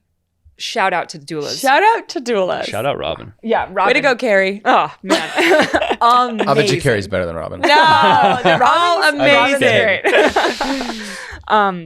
But yeah, I really didn't tell anybody until my third trimester, really. And even then, I like only told my dad. I think he told my brother. I didn't even tell my brother. I told like my one aunt, and the stipulation was like, she asked me where I was going to deliver, and I said, I'll tell you, but the rule is you can't say anything negative. And she got a little bit offended because I was like confronting her with this energy. And she was like, of course, a home birth sounds great. Why would I be upset about that? And I was like, well, a lot of people are upset about that. And I cannot have that fear. My dad was upset about it. And I was like, you know what, Dad? I love you. And if you have any questions about this plan, you can talk to Trent. Good call. Protect yourself. Yeah. I had to be And like, you were on board chill out, right away? Russell. Chill out, Russell. He was super on Yeah, board. I was an advocate for Because I feel like if he wasn't on board, it wasn't going to happen. Yeah. Like he would have convinced you. He was my biggest Yeah. champion for all of this. Yeah, he Well, I was think- excited. I think something that I wanted to say kind of at the beginning of at the pod is like I'm a extremely firm believer in whether you think you can or you think you can't, you're right. Yes. And that's like something that I've like lived my life by for a very long time. And it applies to when we moved into the van or being an entrepreneur or a YouTuber or home birth. And if you think you can or you think you can't, you're right. And the problem is when you take, we can call it, people's energy or whatever, but every person that you tell is trying to convince you that you can't do it. And they want to convince you because they think you can't do it. Exactly. Right. And Or so they like, have fear around you not being able to. yeah, trying to protect yourself from people trying to convince you that you can't do it is very important. And that's early in our YouTube career. Allie tried to convince me that we couldn't be YouTubers every day. And it was a stout battle. Yeah, I was scared. Yeah. It's that balance of fear Yeah. and love, right? Yeah, sorry for the It's sidetrack. like what you there, guys have but said. I like that. Whether you can or you can't, you're right. Put it on a t-shirt. I didn't come up with it. Yeah. But I had dual care the whole time because I was nervous about whether it was even a healthy pregnancy. I really wanted that extra validation from a hospital setting with ultrasounds and blood work and growth scans and all that stuff, as well as the midwife. I'm like kind of a type A person, if you couldn't tell. So I just was trying to like cover all my bases, make sure it was like everything was going to be perfect. If it wasn't going to be perfect, then I was going to go to a hospital. And so he wasn't head down until the very end. So that made me a little bit nervous. And then even at the end, he was sunny side up. So he was facing the wrong direction. They're supposed to be facing toward your back. And my doula even came over and did some stretching with me. And she said, you know what? There's space. As long as he's head down, during labor, we can move him. So it's fine if he doesn't turn until you go into labor. Like she gave me just all this confidence and reassurance. Wow. She's like this older, like very maternal grandma figure. Mm-hmm. She's not that old. Robin, I'm sorry. You're not a grandma. But like it just felt so nurturing. Yeah. And like exactly what I needed. I lost my mom when I was about 15 weeks pregnant with Billie, pretty early in the first trimester. And so I knew I needed just a little bit of extra help if I was going to do a home birth without my mom. I would have loved for my mom to be there. Your mom was there. She was. She 100% was there, especially at the very end because I was talking to her at the end. But Robin like really helped not replace my mom, but like provide a little bit of that physical touch that I know my mom would have provided, which is great. And I was telling you this the other day, but like I knew that Billie was okay throughout that whole labor because I knew my mom was with him as he was like coming over here. But it was just a really, really beautiful experience. I don't even know how to talk about it yet because it still feels so surreal. But literally you go into labor and then some people come over, you fill up a tub, you get in. Where'd you do this? In the living room? In our bedroom. Wow. Leah, it's unbelievable. I think we called them around like 5:30 in the morning. The doula and the doula's assistant came over. We hung out together. We did a lot of like counter pressure. I had back labor, which was so unbelievably painful. I had back labor the entire time, which was really painful. I got into the tub around 8:30. Leo woke up around like 8 and he came in. Jennifer, Trent's sister, was there to help with Leo. And Leo came in and was stroking my arm. Aww. And I was laying on the tub and the blinds were open and it was like the morning sunlight and everything was quiet. And we were just in my room. The dogs were there and they were just laying. They weren't like frantic or anxious. Everybody was just like calm. And like the whole energy was just so relaxing. It felt horrible because I was in labor, but it felt amazing to just be relaxing. Yeah. And, you know, it gets more and more and more intense. But getting into the tub was so, they call it the midwife's epidural. It felt great. It felt like amazing in between contractions. The contractions were really, really hard, especially because it was in my back the whole time. So they did counter pressure. These doulas, man, with the counter pressure. I mean, you said you've been there to support your sister, right? Yes. So it's physical. It's so, like, again, not to put my experience as it was difficult because my sister's the one giving birth, but it's freaking physical. Yeah. I mean, you were working hard Robin did all the work. I did way more counter pressure with Leo. And with Billie, like as soon as Robin showed up, she's like, take a break. Yeah. And like, she's probably stronger than me. And so she like literally like gave counter pressure that was absolutely amazing. And her assistant did it as well. And like, I literally got to just sit there and hold Allie's hand and like talk to her. That's what I needed. Which was really nice because I mean, I wasn't looking for, you know, a 14-hour workout, right? It's like I really wanted to be there to support her. And if that's what I had to do, that's what I would have done. But the midwife gave me the opportunity to like coach Allie through it and like talk to her and help her instead of just like, you know, providing counter pressure. So I would have a contraction. My eyes were closed for probably like the last 4 hours, my eyes were closed the whole time. I'd have a contraction and I'd just like start doing this. I'd grab Trent's hands. I would squeeze so tight and we'd put like our foreheads together. And just like, I couldn't talk. I couldn't move and I couldn't talk for like pretty much the last 4 hours. And I don't remember you talking to me. I just remember squeezing so hard onto your hands. I just don't understand how you struggled so hard in that cold plunge last night. That was hard. What? 4 hour labor at home, doing all this crazy Well, stuff. Did you have any of the like, talk to me about the mind battle of like, you can always just tap out, right? You go to the hospital, get the epidural. I knew in my heart if I tapped out, by the time we got to the hospital, I'd be at a 10 and they'd say, okay, push. And I was like, I don't want to push in a hospital. I want to push in this tub. I also was thinking about how I'm not going to be pregnant forever. It feels like this, but the only way out is through. And so I kept telling myself, you can do anything for 1 minute. The only way out is through. That's what I said to you in that cold plunge. I said, Did you you? can do anything for a minute. Oh yeah, yeah, you're right. You'd be a good birthing, doula. yeah. Daddy doula over here. It's true. If you break it down into like small increments like that, you can do anything for a minute. And I just knew it's what I wanted. It was so hard, but I knew that if I went to the hospital, I would regret it. So you didn't even have that default option, I feel like. When you've like in the emergency case, yes, but you knew that this is what you were going to do. If I had been in a hospital, I would have had an epidural immediately. Right. Immediately. Right. But being at home kind of forced me to really sit with the question of whether I wanted it or not. And I knew I didn't want it. I didn't like the pain, but I wanted that experience. She's tougher than she leads on. Oh, Thanks. you Yeah. are. We know. There was never a point where she was like, it's too much, you Mm. know? It's like the contractions were like really intense and she was like really going through it, but it was amazing to be able to witness, you know, like her, as much as you want to like sit and help her, it's like a path she has to walk on her own. And to watch her like go through it and see it through, it was like really mesmerizing. A lot of respect, you know.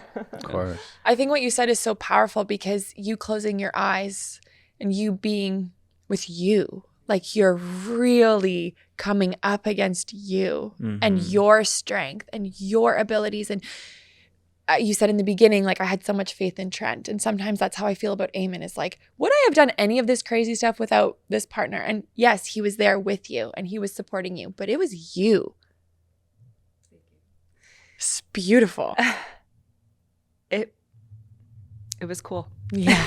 Well, you So just cool. said it's been 3 months now and you said you'd never do it again. You know, She's gonna do it again. Trent. She's doing it again. yeah, Trent really wants more kids. I would love more kids too, but wow, it was so hard. At the end, I pushed for 2 hours. It's a lot of A pushing. lot of pushing. I can still close my eyes and feel it. Whoa. It hurt so bad, so bad. And it took him probably like 10 minutes or something to like fully crown and then for his head to be born. I don't know if that's a long time or not, but it felt like forever. Do you know the Ring of Fire? It's like this is kind of graphic. Maximum stretching point. Maximum stretching of the skin, and it feels like your body, like your skin is on fire. Okay. They call it the Ring of Fire as they're crowning right before their head is born. Oh my God. In my research and in my mind, I thought it's a second or two and then it's over. No. The Ring of Fire lasted like 20 minutes. Oh. I was like, this is taking so long. Yeah. You put any cream or anything down there? I was in the water. No. True. Men with their solutions Yeah, always. Eh? yeah. What's the solve for that? Yeah, put them in hot water. Yeah. Yeah. But they Great told solution. me, and I was paralyzed. Like they were like, change positions, it'll help. I literally couldn't move my body. Oh I my could not gosh. move. And so finally they were like, you need to touch his head. It'll help. It'll help like you connect with your body, Visualize it. bring yourself, because you're just like in this ethereal space. Yes. You're literally trying to escape your body. And they said, so like multiple times, touch his head. And I finally touched his head, and it brings me back down into my body. Felt his little mohawk? Yes. And then I could push him out. Oh. And then I reconnected with my body. Ooh, goosebumps, came Allie. out. That is unbelievable. Yeah. Yeah. It was wild.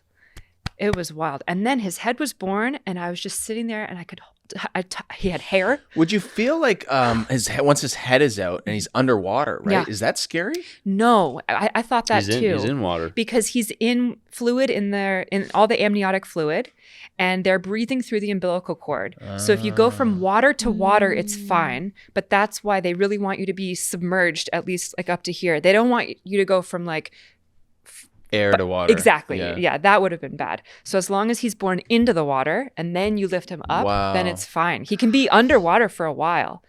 They're just breathing through the cord. Wow. Yeah. Seems really counterintuitive. Yeah, it's very weird. So I birthed his head and then waited probably like 3 minutes. It was a long time. And everybody was like, take your time. Don't push until you have a contraction. This might take His longer. head's just hanging out of you? Yeah. Yeah, in the hospital, they're like, rah! They'll Yeah, rip they just that body immediately out, pull you know? pulled Leo So out. are his eyes closed? Or he's just like, He had spun, so his head It's was not down, looking good. so I couldn't see his face. I wasn't looking. you didn't have a GoPro down there? Yeah, we should have. Water's not very clear. But in those 3 minutes, their shoulders kind of turn, so they can slide out like at a different angle. And the head is the hardest part, is what they tell you. So I knew like it was over. The head is out. It's just one more big push and then it's over. And that was when I really connected with my mom and just felt like she did it, even though we were doing it. I don't know, like she gave him to me is kind of how it felt. And that was like those last couple minutes of like being more connected to her before he was fully here. It was like we were sharing him in that time, just for like that short couple minutes. And then he was born, and then my goal was to catch him, was to deliver him. And so I pushed him, and I just remember hearing Trent say, catch him. And I just like pulled him out of me and out of the water, and he cried. And it was just like, and then you feel fine. Everything's gone. The pain is gone immediately. Wow. Immediately. And I had a baby. Oh, It was really cool.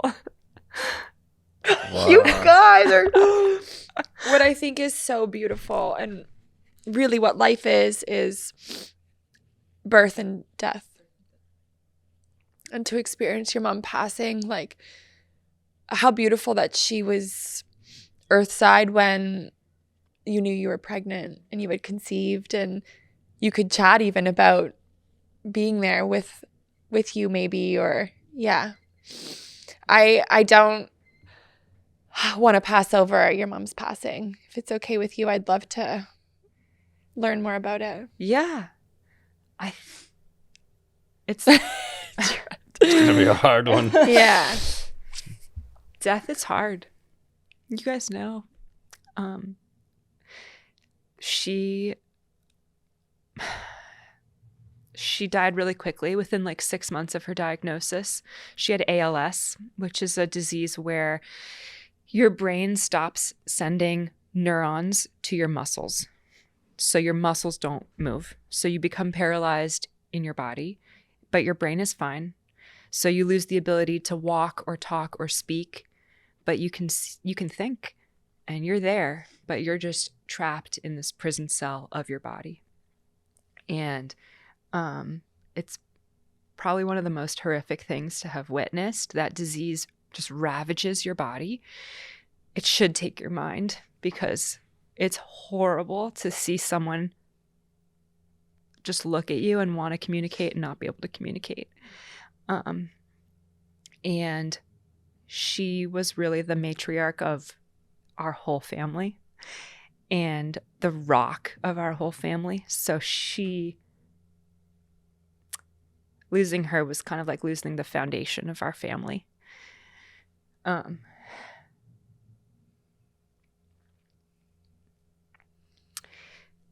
But also kind of makes us appreciate life in such a different way. I think it's taught us so much more than we would have ever thought to think about if she were still alive.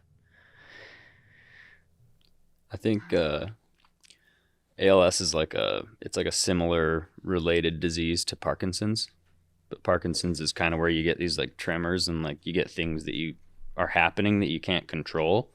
And then ALS is like a similar like disorder or disease, but you lose all of those functions slowly. And I remember when they first started having an issue, and Allie's mom was like, they thought she had a hip problem, that she was like kind of walking funny because her hip was bothering her. And they went to like the very first doctor. The very first doctor was like this really smart like general physician, and he like kind of gave her an evaluation. Then he's like, you want me to tell you what I think? And they were like, well, yeah, doc, like tell us what it is. And he goes, I think it's ALS. It's Lou Gehrig's syndrome. Right away, the first Yeah. one? And they didn't believe it. And they They're didn't like, tell no. us. Yeah. They and didn't tell tell us. anyone. And he goes, you can go see a neurologist because that's who's going to actually diagnose you. He's like, but that's what I think. How would he know that from just a hip? He Googled in front of them. He's a general practitioner, a longtime friend of my dad's. And so my parents went and saw him and did like a full workup on my mom, and they were talking through her symptoms, and he was just Googling things. And that's why my dad discredited the whole meeting. He was like, he doesn't know. Wow. He's just looking stuff up online. It was an informal conversation. He was 100% accurate. And so then they said, all right, well, we're going to get an appointment with a neurologist, and like, let's call and do that. So they tried to get an appointment, I think at like Johns Hopkins or something. And it was like 3.5 months out. And I mean, from the day that guy told them, I think she only made it like 6 months. So if they waited 3.5 months to go to a neurologist to get any tests done or anything, it would have been so obvious by the time they actually got to that appointment. It would have been unreal. So they ended up like having some connections at like the Mayo Clinic, and they got somebody else at like Virginia Hospital of something to get him like into an earlier appointment that was going to be in like 2 weeks or something with a neurologist. And I just remember being like absolutely convinced that it was Parkinson's. Yeah. Because when you start to lose the ability to move those muscles, you start using those muscles because like something's off. Like she could tell something was off. And I remember FaceTiming, and she was like moving her mouth in weird ways and like kind of moving her arm and stuff. And I was like, those are tremors. Like it's Parkinson's. Mm-hmm. Look at Michael J. Fox.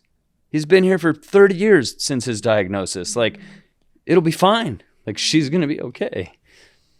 And it was her neurons dying. And so they like send these electrical impulses as they're slowly dying. And so you get these tremors before the muscle dies completely, or the neurons die completely. But we were all convincing ourselves it was something other than ALS because that was the worst possible for us diagnosis. I just remember like praying it was cancer or like something with the treatment. Anything that had some type of protocol or treatment, because with ALS, there's literally no treatment. There's absolutely nothing. Like you go to the ALS clinic and it's like, yeah, we have these 2 breakthrough drugs, and like most people, their lifespan once they get diagnosed with ALS is like 2 to 5 years. And the best breakthrough drug that causes all of these other problems is extending life like 3 weeks on average. Wow. And so it's like, it basically doesn't do anything. You take these random drugs that like probably cause digestive issues and cognitive problems and all these other issues, and like maybe you get 3 more weeks of like vegetative life. Mm-hmm. And she didn't want that. She was very clear from the very beginning. She didn't want to be hooked up to a ventilator or a motorized wheelchair. She didn't want us to witness that, and she didn't want to live life that way. And it was the week we were going to visit you guys. It was a year ago, Labor Day weekend, like end of August. And we FaceTimed you, I remember, and said, you know what? I think we have to cancel our trip. We're in DC with my parents right now, and this has progressed in just the last month. And I think Do you have the diagnosis then? No, but we had an appointment with a neurologist like the next day. And I remember I said, I need to go to this appointment with my mom. Like, she doesn't need me there, but I think she does. And I want to be there to help her through it. I think we're about to get this diagnosis that had been kind of like swirling around informally, but like wasn't concrete yet. And the next day they did, it's like a nerve conduction test to measure the impulses. It's this whole thing. And the doctor just looked up at the end and said, yeah, you have ALS, which was the first time my mom had heard it so plainly and in such like a confirmed way. And she's like walking with a walker. Yeah. Like she was like, by the time she even got this like test done, like her from July, her she was ability. fine. End of August, walking with a walker. Like, she'd gone from fine to a cane to a walker to a wheelchair within like 3 months. And so we got into the car, my dad, my mom, and I, from this doctor's appointment. We weren't really talking.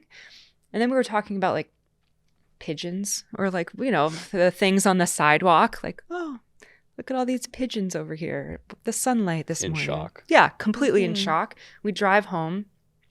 Trent was at home. And she walks with her walker into the kitchen, and Trent asked, how did it go? And she just looked at Trent and said, they said I have ALS. And she just completely broke down in Trent's arms, because I think just saying it out loud for the first time was really hard. And nobody wanted it to be true. Everybody like that was like the first time that I think it felt real for everybody. You know, because it was always like most of us were pretty positive that it was ALS because like of the way everything had been progressing, but the fact that it was like confirmed by a neurologist that did a nerve conduction test, and they were like, I can positively say now that we think you have ALS. It was really hard for everybody. And before that and after that, like my job was to like keep things light and like make jokes. So like I would like joke around and like make fun of Leslie or make fun with Leslie about the walker and things like that to try and like normalize it and like help make everybody laugh, because laughter is like the best form of healing. Mm-hmm. And when from that point on, it just got really, really hard. I would really like to say, oh, you know what? It was the worst thing, but it was also the best thing. And it was a gift.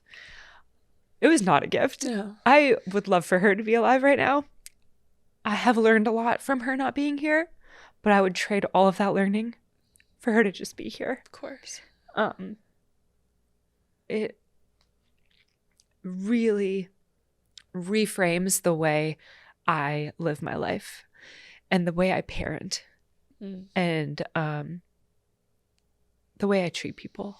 Like, you just don't know how much time you have left. She was healthy. She wasn't that old. She was 65. I know. Maybe she had just turned 66. That's young. And she, I don't know, she was just the best person. She was amazing. Yeah. Everybody was her kid. She was everybody's mom. At the funeral, so many people came up to me, my own friends, and said she was my other mom. And I never knew that.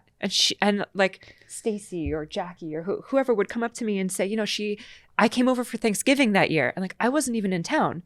My mom invited her over for Thanksgiving because she knew she didn't have a place to go, or even if she did, she just wanted to make sure she felt wanted somewhere. She just mothered everyone and just took everyone in. She took Trent in 1,000%. From the moment I said, yeah, I think I'm going to marry him, she was like, fine, then he's in. He's part of it. He's here. And just always made him feel so included. And it just makes me want to live up to that even more. You know? I was just going to say, you do. Thank you. I didn't have the pleasure of meeting your mom, but I know Nick and Aubrey did. And I remember them speaking. So I feel like they were there for Thanksgiving or some holiday. Yeah, no, it was Thanksgiving. Yeah. And how much they spoke of your mom and like her energy, her vibrance, her inclusivity. And I really know that you embody that. You really do, Allie. You are so grounded and calm, and you hold space for people in such a beautiful way. And I know she's just, I know it's not what we want. And I know that it's so challenging to lose people. And yet I believe so strongly they are right here, and she is so just beaming, She is Billie, and she is you, and she is me, and she's all of us. And it doesn't make it any easier. It really doesn't. And this whole thing of like time makes it easier. Like it changes it, but it doesn't make it easier. This human condition, we selfishly long for just more time. And I think all we can learn from it is what you're saying, is like how we move forward, and how, and this trip for you guys, like you being in the van and you visiting the people you want to reconnect with is just so powerful. And that's a gift of presence and human connection, and it's what life is all about. Yeah. Because we were telling you the day we arrived, you're like, what are you guys doing in a van? What are you doing out here? And it's just like, you know what? We needed to see you. We needed to see a bunch of friends that we haven't seen in a long time. We needed to take this time as a family, because what are we here for? Yeah. If we're not going to take time to enjoy it and be present and connect with the people we love. That's the point. Yeah, I remember when we flew to DC and we were literally like gonna pack up in the car the next day to like come up and see you guys. And so we were like kind of on the fence about whether we were gonna go or not, but we like hadn't even said anything to you guys because I was like still planning on like, we'll go spend a few days with them. It's been forever since we've seen you guys. We'll go and have some fun, because like this, sad experience that we're going to have to experience is going to be here when we get back. Like, why not at least like take a little bit of a break and like go and, spend some time with you guys. And I remember feeling so bad because when we FaceTimed you guys to tell you guys that we weren't coming, I remember Eamon was like, I cleaned up the truck. I got all the toys ready. I'm ready to hit the lake. Like, I'm so excited for you guys to get here. And I'm like, I'm sorry. You know what I mean? Like, I just felt so horrible about that. But now we have the opportunity to come up and see you guys and, take this trip to go around and see some friends and like really just experience the finer things in life. You know? Which are just the simple things in life, don't you think? Yeah. It's hard. It's great, but it's hard. Yeah. Have you guys been seeking grief counseling, help through this? Yeah. The best thing, the most unexpected best thing, is that my dad and my brother and I were in family grief therapy together, the three of us, which was so beautiful because my, men don't always know how to verbalize or talk through how they're feeling. And so that leaves us with trying to assume a lot of times how you're feeling. My dad's a very in touch and sensitive person, but my brother doesn't always want to share. And so to be in that setting where we could really share and like talk through it together really helped us connect. I think when a big death in the family happens like that, you can either come together or you just split apart. Yeah. And we were definitely at risk of just like, okay, this is too hard. I'll talk to you when I'm ready. And then you just don't talk anymore. And so it really helped us be really close and reconnect in a way my brother and I hadn't in a long time. And now we're very close, which is nice. Yeah. But it doesn't go away. No. It's a constant process. And I think about her every single day. We talk about her a lot because she was there for Leo. She was his Nana. But she's also Billie's Nana. And so it's important to continue to share stories and photos and videos. And that's the amazing side effect of YouTube. Yeah. We have these videos. Yeah. I feel like I know her. Do you? I know we've probably FaceTimed once or twice. Yeah, She's I'm been in the sure. background or whatever. But yeah, that's what's really special is because Yeah. you watch the video and you have that memory forever. Yeah. Someone said that to me after Lee passed, of like, you forget what people's voice sounds like if you don't have these video. And so I cherish them so deeply of like, when I'm ready or when I feel called to it, I can like sit with physical form Lee and have these memories and hear her voice. And like, I have heard her voice come through me so many times. Like we have video of, I even showed it to Max once. I was like, who does that sound like? He's like, I literally, if I had closed my eyes, I thought it was Lee. Like it's just, these things will happen where you're just like, what is happening? You know? And I'm sure you've had these moments and these signs and these things you can't explain until you've moved through loss, you know? And how cool is it going to be for Billie and Leo and Frankie that, because we're all going to die, that one day they're going to be able to watch 800 videos of Trent and Allie? Maybe too much. They They're like, I won't. can't even watch all They these won't videos. want to watch Do it, but not they take her could, advice yeah. of slowing down, guys. You keep going at this pace. Oh my God. Yeah, I I heard think- Billie. Do you Yeah. want to grab Should him? we Hands grab up. him? Yeah. I think we're maybe just jump into real talk. Yeah. Honestly, before we do and before you go grab Billie, like from the bottom of my heart, thank you. It means so much. And like this has been so healing for me. So thank you. I love you both. I'm so proud of you and the way you're navigating life. And I'm so proud of the parents you are. And to have a few days just witnessing you as parents and the way you level with Leo and how comforting you are with Billie. It's just, there's just so much more to you guys and to all of us than meets the eye, I think, sometimes on social media. And not that you don't come across as super loving, beautiful people online. It's just been so special to spend this time with I you. do want to say, yesterday, I think you guys are in like one of the hardest childhood parts. Like you're still trying to find that routine. Frankie's teething right now. Things are hard. And it's easy to get into that roommate phase. But last night I heard you say to Bec, just like kind of off the cuff, you looked really beautiful tonight. Which is like, maybe you do that all the time. I don't know. But like hearing you say that to her was like, that's the best thing you can hear. Yeah. You know? It was really special. That's the vibe. That's That's the vibe. I honestly, I hear what you're saying. We definitely have a lot of the roommate stuff going on. Like there's a lot of it.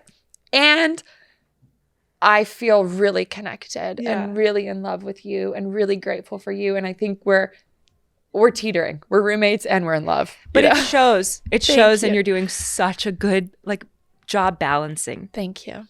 Yeah, you guys Yeah, are I I'm think- glad you heard that, Allie. I said it because you were in the room, Allie. I was hoping. No, I just feel like, you say I don't say it enough. And you're right. I should say it more. Yeah, I mean, I think, yeah.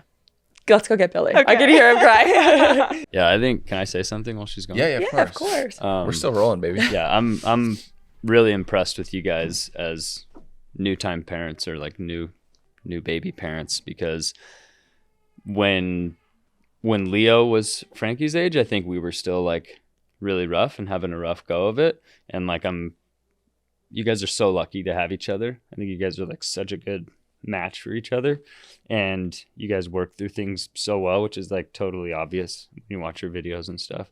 But just being there, witnessing it, and like seeing your parenting and stuff, I'm like very, very happy for you guys. But like on a separate note, something that's been like really shocking to me this time coming to visit you guys and seeing you in person is like spiritually, Bec is like, you're so elevated. She's different, eh? You've transitioned in like a way that is so embarrassing for the rest of us, I think. like seriously, to watch the way that you've like spiritually risen above, and like when I talk to you, maybe it's like being off social media or whatever it is, but like when I talk to you, I can like feel 100% of your energy, and that like you're so genuine and so true. And it's like, I've never got that from a person. I feel like you're so intentional and involved in the conversation. Like it feels so amazing. And I've just been like shocked.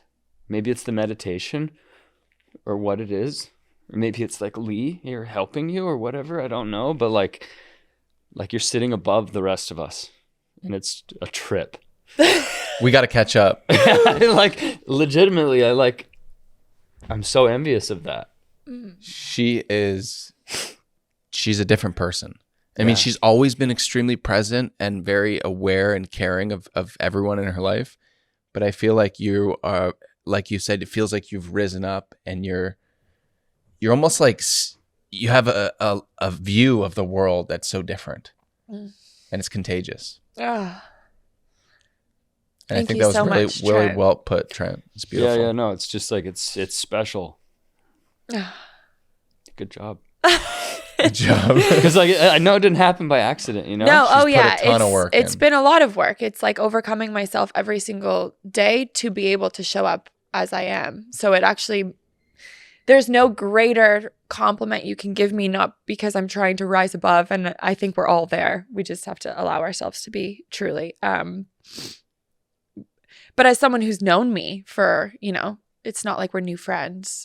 So for you to see the evolution and for you to just be vulnerable enough to say that too means so much to me. Thank you. This has been the most special. Yeah. Ugh. Allie's feeding Billie right now, so might be a minute. Allie, you can bring him out here if you want. I had said to Allie yesterday, I think you were protecting me, Allie, if you can hear me, with not breastfeeding around me. And because I know I've been open about that being really hard for me. But as I said earlier, I want nothing more than to celebrate everyone in my life, especially women. And I think breastfeeding is the coolest, most natural, amazing gift. So Allie's going to breastfeed on Reroot. Let's go. I mean, she didn't get the opportunity to breastfeed Leo. Exactly. So that was like something that she really missed out on. And exclusively pumping, I think, is something that's very, very difficult for an extended period of time because there's literally no like connection to the pump. Yeah. But you got to do it just like you're breastfeeding. And yeah. So I think the reason I'm saying that is because I think the next go around you're gonna get that opportunity, and then you'll be really happy about it. Yeah. It's like a weird thing to feel so much comfort in, but the way Leo's so attached to you, I don't think I realized that there was never any like breastfeeding. And so literally when I heard that last night, I feel like I went to sleep like, gosh, with so much comfort, like Frankie can be that attached to me. Of course. She already is. I know. She was screaming her head off. You're like, Eamon, you got to get out of bed and stand with her. I'm standing with her, still screaming. It wasn't until mommy got her that she stopped screaming. Yeah. Yeah, no matter what. I'm like in the kitchen grabbing Tylenol. She's like, give me the baby. She's not getting Tylenol. and no matter what, you're always gonna be mom. I know. Yeah. You know, like there's no substitute for that. I know. Even I people that think have you like just- a bad relationship with their mom, Still mom. it's still mom. Yeah. You know. Yeah. And you're such a good mom. Thank you. I believe that's the truth as well. I know it's the truth. So it's just, this talk you have in your brain about if you don't do this, it's not the same. And the mom guilt. Yeah. Mom guilt about everything, Yeah. for me at least. Forever. Honestly, if you're like not admitting that as a mom, I feel like it's just because you haven't had the time to like recognize what it is that you're feeling. And I wish that wasn't the truth. Our friend Raya was like, said to me the other day, just means we're good moms. And I'm like, we can be good moms without guilt. We can and we should. And that is what I strive for every day of like overcoming this guilt and these feelings, because why should that be the thing we normalize? Like, that's just a belief we all have. And I think it comforts us like, oh, if we're having all these feelings of guilt, it means we're a good mom. I think amazing moms also don't have to feel guilt. I think Anyways. listening to your instincts and knowing that you're doing what's right because it's what you feel is right. Yeah. Is totally sufficient. Yes. And that you shouldn't have to be like worried about outside thoughts or like opinions or anything like that. And that's where guilt comes from. Yes. You know what I mean? Because It's like you're judging thinking- yourself and or what yeah, other people are telling you. 1,000,000%. Because like if you're just listening to your own intuition, you're not gonna like feel guilt about what you did. Exactly.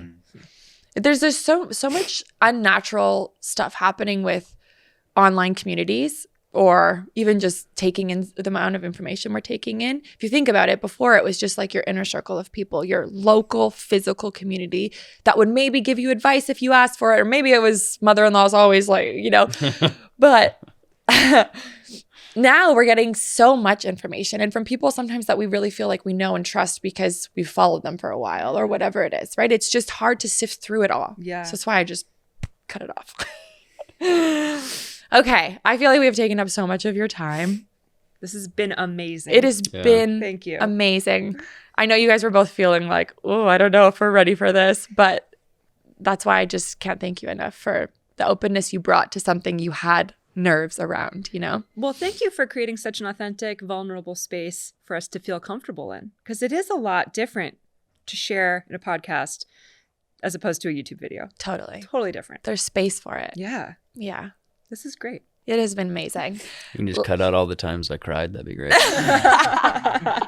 And me too. There's no podcast left. We've got a 1 minute show. Okay, so this is a segment called Real Talk. Okay. This is our habit conversation game. Okay. I mean, I feel like this whole episode has been very real. Honestly. So let's hopefully not get any more tears going. But Maybe we could ask like a fun real talk question. do we have some questions? The point of the game is that you can ask a deep conversation starter that promotes conversation, or you can just have a little fun. So there should be some variety in them. Can Billie be part of it? Yes! Billie boy. Can we just acknowledge the fact that I made him laugh yesterday for the first For time? the first time ever. I'll hold that over you for the rest of your life. Yeah.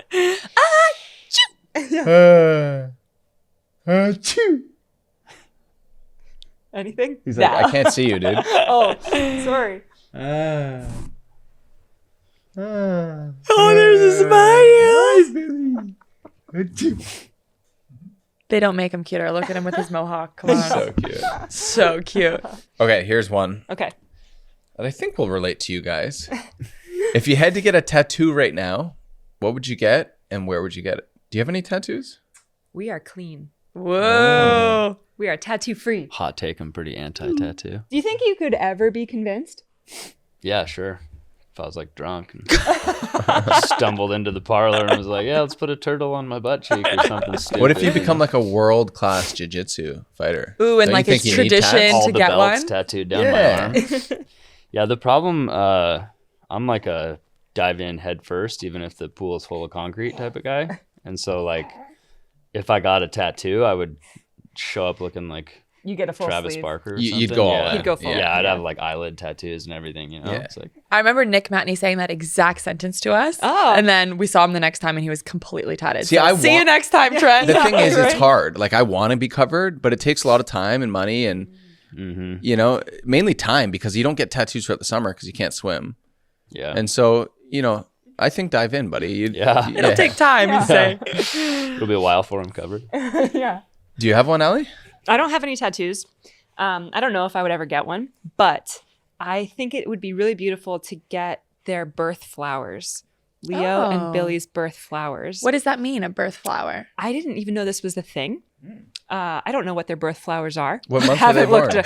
at November and July. Tattoo it right on. Oh, we could have matching Yes. November. Cute. Yeah. What are the November and July birth flowers?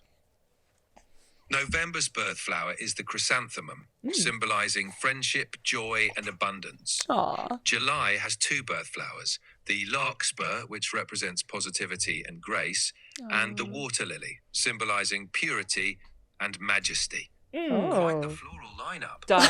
What the floral lineup. Let's go Don't right give us now. your personality, Chat GPT. I'm down. I just think that would be, I've never felt like a meaningful enough reason to get a tattoo. But I think like something about the kids would be really, really sweet. Do you have tattoos, Bec? I have one. Where? Well, I have my radiation tattoos. So they're Okay. like 4 dots. So I was always like, those aren't going to be my only tattoos, you know? Yeah. And at the time, I was like, I'm going to get like this, like for empowering my chest or something. Like some like kind of cool. It was cool. I Like, still think it's beautiful. like peace in here. And then I moved on from it. I just have a really small one here. And what She's does it tiny. mean? Like the hippie version is like, this is just my 3D body, you know, and then this is the energy that is my soul, my eternal being, my healing energy is the bigger power. And it's like right here to just be like, okay, snap out of your energy, change your energy. Let's go. Like, you know? I like Reminder, that. yeah. Yeah. Yeah. And that you're bigger than you realize? Yeah. Like, Energy is bigger than you realize? yes. Like our electromagnetic field, like the literal science is that it's like 3 meters, you know? So it's a much bigger energy. And you walk into a room and you can feel like, oh, that person has great energy, or it's more than just the body. And we talk about body language and stuff. So, okay, Trent, so you have to get a tattoo. What are you getting? A turtle on your butt? I Excavator. It's hard because like I've always thought like, oh, if I got a tattoo right now, I would get X, Y, or Z. And then like within a couple years, I'm like, that's the stupidest thing I've ever heard of. And that's why I've like, when I was young, I was like, oh, anything that I could think that I would get, you know, I think it would be dumb later. And then like as I've aged, I've realized that that's like way more true than I anticipated. And so now like at this stage in life, I'm like, oh, what would be cool? Like, oh yeah, maybe something with jujitsu, or oh maybe a hammer and a level, you know, like just something stupid. But then maybe later I'm thinking about getting like because I feel like our vlog era is over. I was thinking about getting like a Casey Neistat style camera with like the Joby and the mic on top, and it would kind of be a cool shape. Yeah. You want to get that with me? Yeah, that'd be sick. On your neck? On the neck, right here. Yeah. Eamon feels the exact opposite about tattoos. Like, I'm going to regret this later. Cool. It'll be a fun story to tell. Like, who cares? You know? It's just so freeing to be around you, babe. Someone said the other day, like, Eamon's non-attachment to his hair is the healthiest thing I've ever witnessed. He has changed his hairstyle, even in this year, 4 times. At one point, he had the Billie mullet going on. Let's just appreciate like the no hair and then that. The skullet, and he literally had it. And it's like, because why not? It's just so healthy. Yeah. I mean, you had to get broken into that though, because for a while you had like the self-cut like ponytail bun. That was a vibe. And that was for how long? Years. That's true. You know That's what I mean? true. But he wasn't attached to it because he would just freaking go at it. Yeah. You know, he didn't actually care what it looked. Yeah, you're right. I really want to pull like a million more cards, but we have children at our house. We have Bob manning them. Although we saw that he created an obstacle course for Leo. Thank you, Bob. Yeah. Shout out to Bob. Shout out to Bob and our Bob's a families real who are one. like allowing this conversation to take place because it's just so different with children in the mix. I think we should just wrap it there and send everyone to Trent and Allie's YouTube channel where they will be posting 2 times a week. Always for eternity. So head to Trent and Allie's YouTube, wherever else. Where do you want people to find you? That's what are you guys perfect. up to? Yeah, YouTube would be great. Okay, amazing. I guess we're not plugging Mountain Made Vans or Yeah, better not. Trent's Garage. Yeah. Separate Trent's YouTube Garage. channel. More. It's all Trent and Allie. Yeah, Oh, you shut it down? Okay. maybe one day. Well, we're just taking a hiatus. Yeah, That's healthy. Yeah. We're committed, but we're also like streamlining, Yes. prioritizing. Good for you. Where Yes. does our energy go? Just like, let's do one thing at a time. Yes. smart. Maybe one day I'll fire Trent's Garage back up, but I when think was mom Eamon got really sick, wants to I- come and collab with Trent's Garage. Do it. He was very envious of your channel. I'm like, go start your own channel, baby. Well, thank you guys again for being on the pod. It has been so special to spend this time with you guys. And I think as much as this is a podcast and we're producing it, it was almost like our excuse for having this conversation as 4 adults. So thank you. It's meant the world to me. Thank you guys for having us. Yeah. We We'll love have you again. guys. Yeah, Love love you you. guys. Love you. It's a wrap. All right. Peace. And that's a wrap on today's episode, and it's going to be our final one before the holidays. We hope you enjoyed this conversation with Trent and Allie as much as we did. We saved it for this last juicy episode because we were so grateful for the conversation, and I know that there was so many juicy tidbits that you all will take away from it too.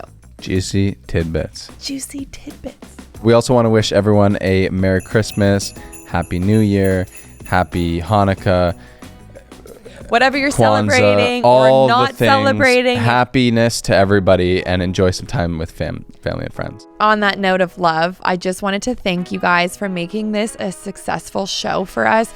Reroot feels so aligned and in our hearts, and we're so excited to make the show even bigger and better into 2025. So we're taking a break. There won't be an episode for the next 2 weeks. Enjoy your time with family and friends. And if you're looking for a Reroot fix, I'm sure there's an episode you have missed. So just go back and listen to one of those. Like the Aaron Spivak episode. People that listened to that episode freaking loved it. Even and your then, dad, who's our toughest critic, Yeah. really loved the episode. Great episode. Go listen. I don't know why half you didn't click on it. I mean, you don't know who he is. That's cool. Find out. You'll love it. Again, we wish you the most wonderful holiday season, and we'll see you in the new year. Peace. So much love, guys. Peace. Oso Peace, says he Oso. loves you too. every day.